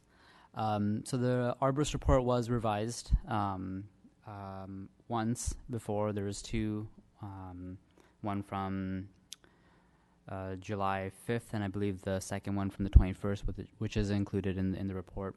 The revision did include a tree that was missing on the previous submittal. I'm sorry, review. I'm sorry, could you repeat the question again? And I may be able to step in here. So staff believes the Arborist report is complete. It does illustrate all the trees, I think, and I don't want to infer for Dr. Weissman, but I think he's trying to compare older reports as well and potentially trees that may have been removed. In relation to whether or not those requirements are adhered to, there is a condition of approval in Exhibit 9, Attachment B, and I will get you a number here shortly, that requires the applicant to comply, and that is with Exhibit B, Condition number 4. Requires the applicant to comply with all of the arborist's recommendations in the current report. In relation to some of the other tree discrepancies, I know it's buried in one of the staff reports, and there was some confusion at the Planning Commission. Previous approval from 2013, they never constructed that. However, the town did grant them a tree removal permit to remove 12 trees. Of those 12 trees, they actually only removed 10. So the applicant before you this evening, if a project is approved, will be required to mitigate for those 10 trees that were never mitigated for from the, I believe it was 2014 tree removal permit. In addition to those 10 trees, the applicant's currently seeking to remove 6 trees. And those trees, I believe, are trees 5 through 10, if I remember correctly, in the fill area. So staff, there is a condition that requires that they comply with the arborist recommendations, and we do believe the arborist report's complete for purposes of a decision. Okay, could I follow on with another question? So another concern that was brought up was following the hillside guidelines for the right kind of planting beyond 30 feet and inside 30 feet. But my understanding is that plan doesn't really need to be part of the application, that it just has to be, you have to comply with that later on, and staff will follow up to make sure that the plantings match the hillside guidelines. So we try to get them as close as possible, and sometimes we're more successful than others depending on the applicant and their landscape professionals. This one's fairly close. However, the applicant is required to comply with the Hillside Development Standard Guidelines as they relate to landscaping, and there's actually a condition, which is condition number 6. I believe Dr. Weissman has brought up some questions regarding the Zone 1, which is typically where we see the ornamental landscaping. And I believe he mentioned the majority, which he interpreted to be 50% or more, has to be native species, so we would evaluate that to make sure that they comply with that, even within the 30% zone.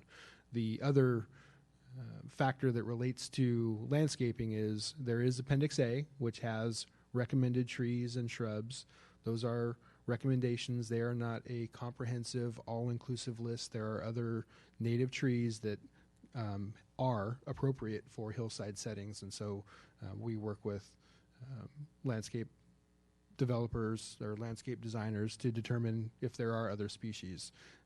Staff has not historically interpreted that they can only plant those trees, and so we try to look for other California native species that may be appropriate in that setting.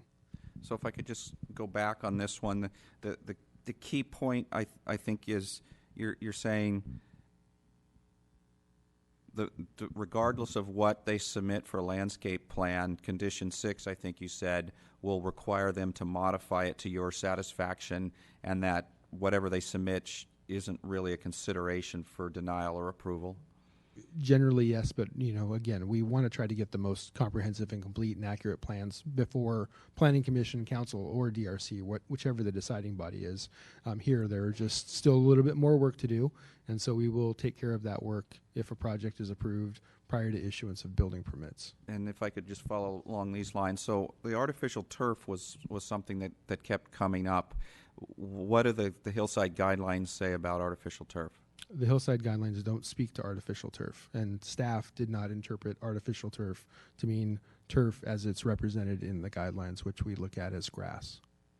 So then artificial turf might be a reason, based on Planning Commission or Council's discretion, to reject or require a change, but it can't be, so it sounds like it can't be an error by the Planning Commission because it's not a requirement to not have it, if I said that clearly. I think I understand. Another option would be that they need to minimize the turf area if you believe the artificial turf area should fall in the general turf requirements of the Hillside Development Standards and Guidelines. Okay, thank you. Any further questions? Any comments? Oh. Yes, Councilmember Spector. Thank you.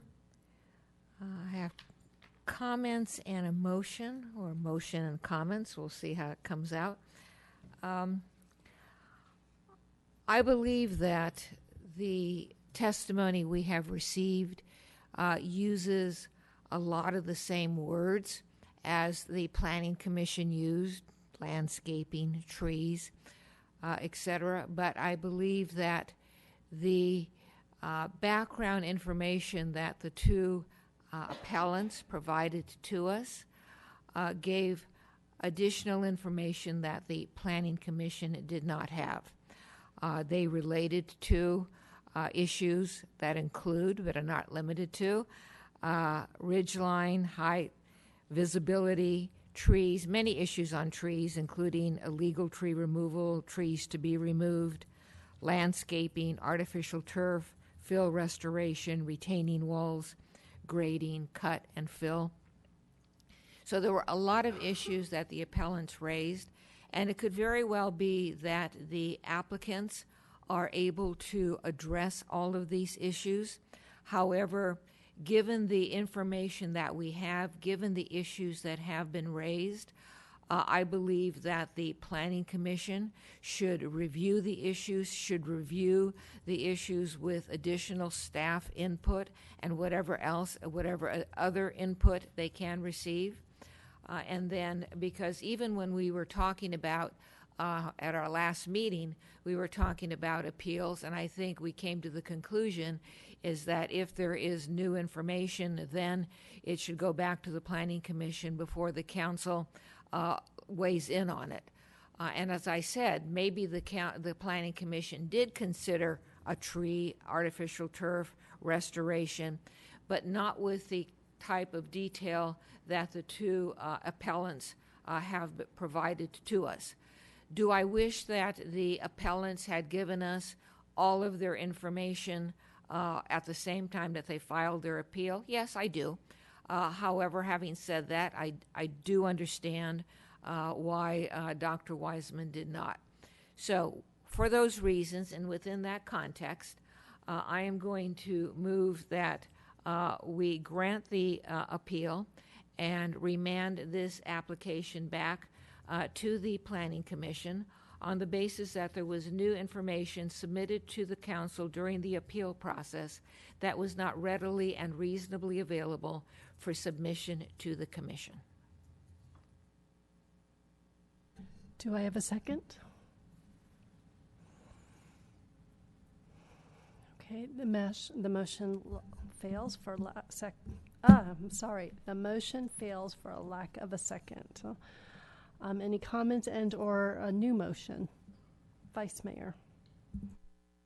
Thank you, Mayor Sack. I've looked through this to try to really find some new information, and it seems like a lot of the information is just trying to confuse us. I haven't really found much new, except perhaps whether it's on the ridge line or not. And when I went out there and looked, I don't know whether it's technically on it or not, but it's definitely below the ridge line. In fact, it's blocked by some of the other ridge lines around when you look more out to the northeast direction. But I think I have sort of a fundamental problem with this, because for me it's important to have a fair process and an efficient process.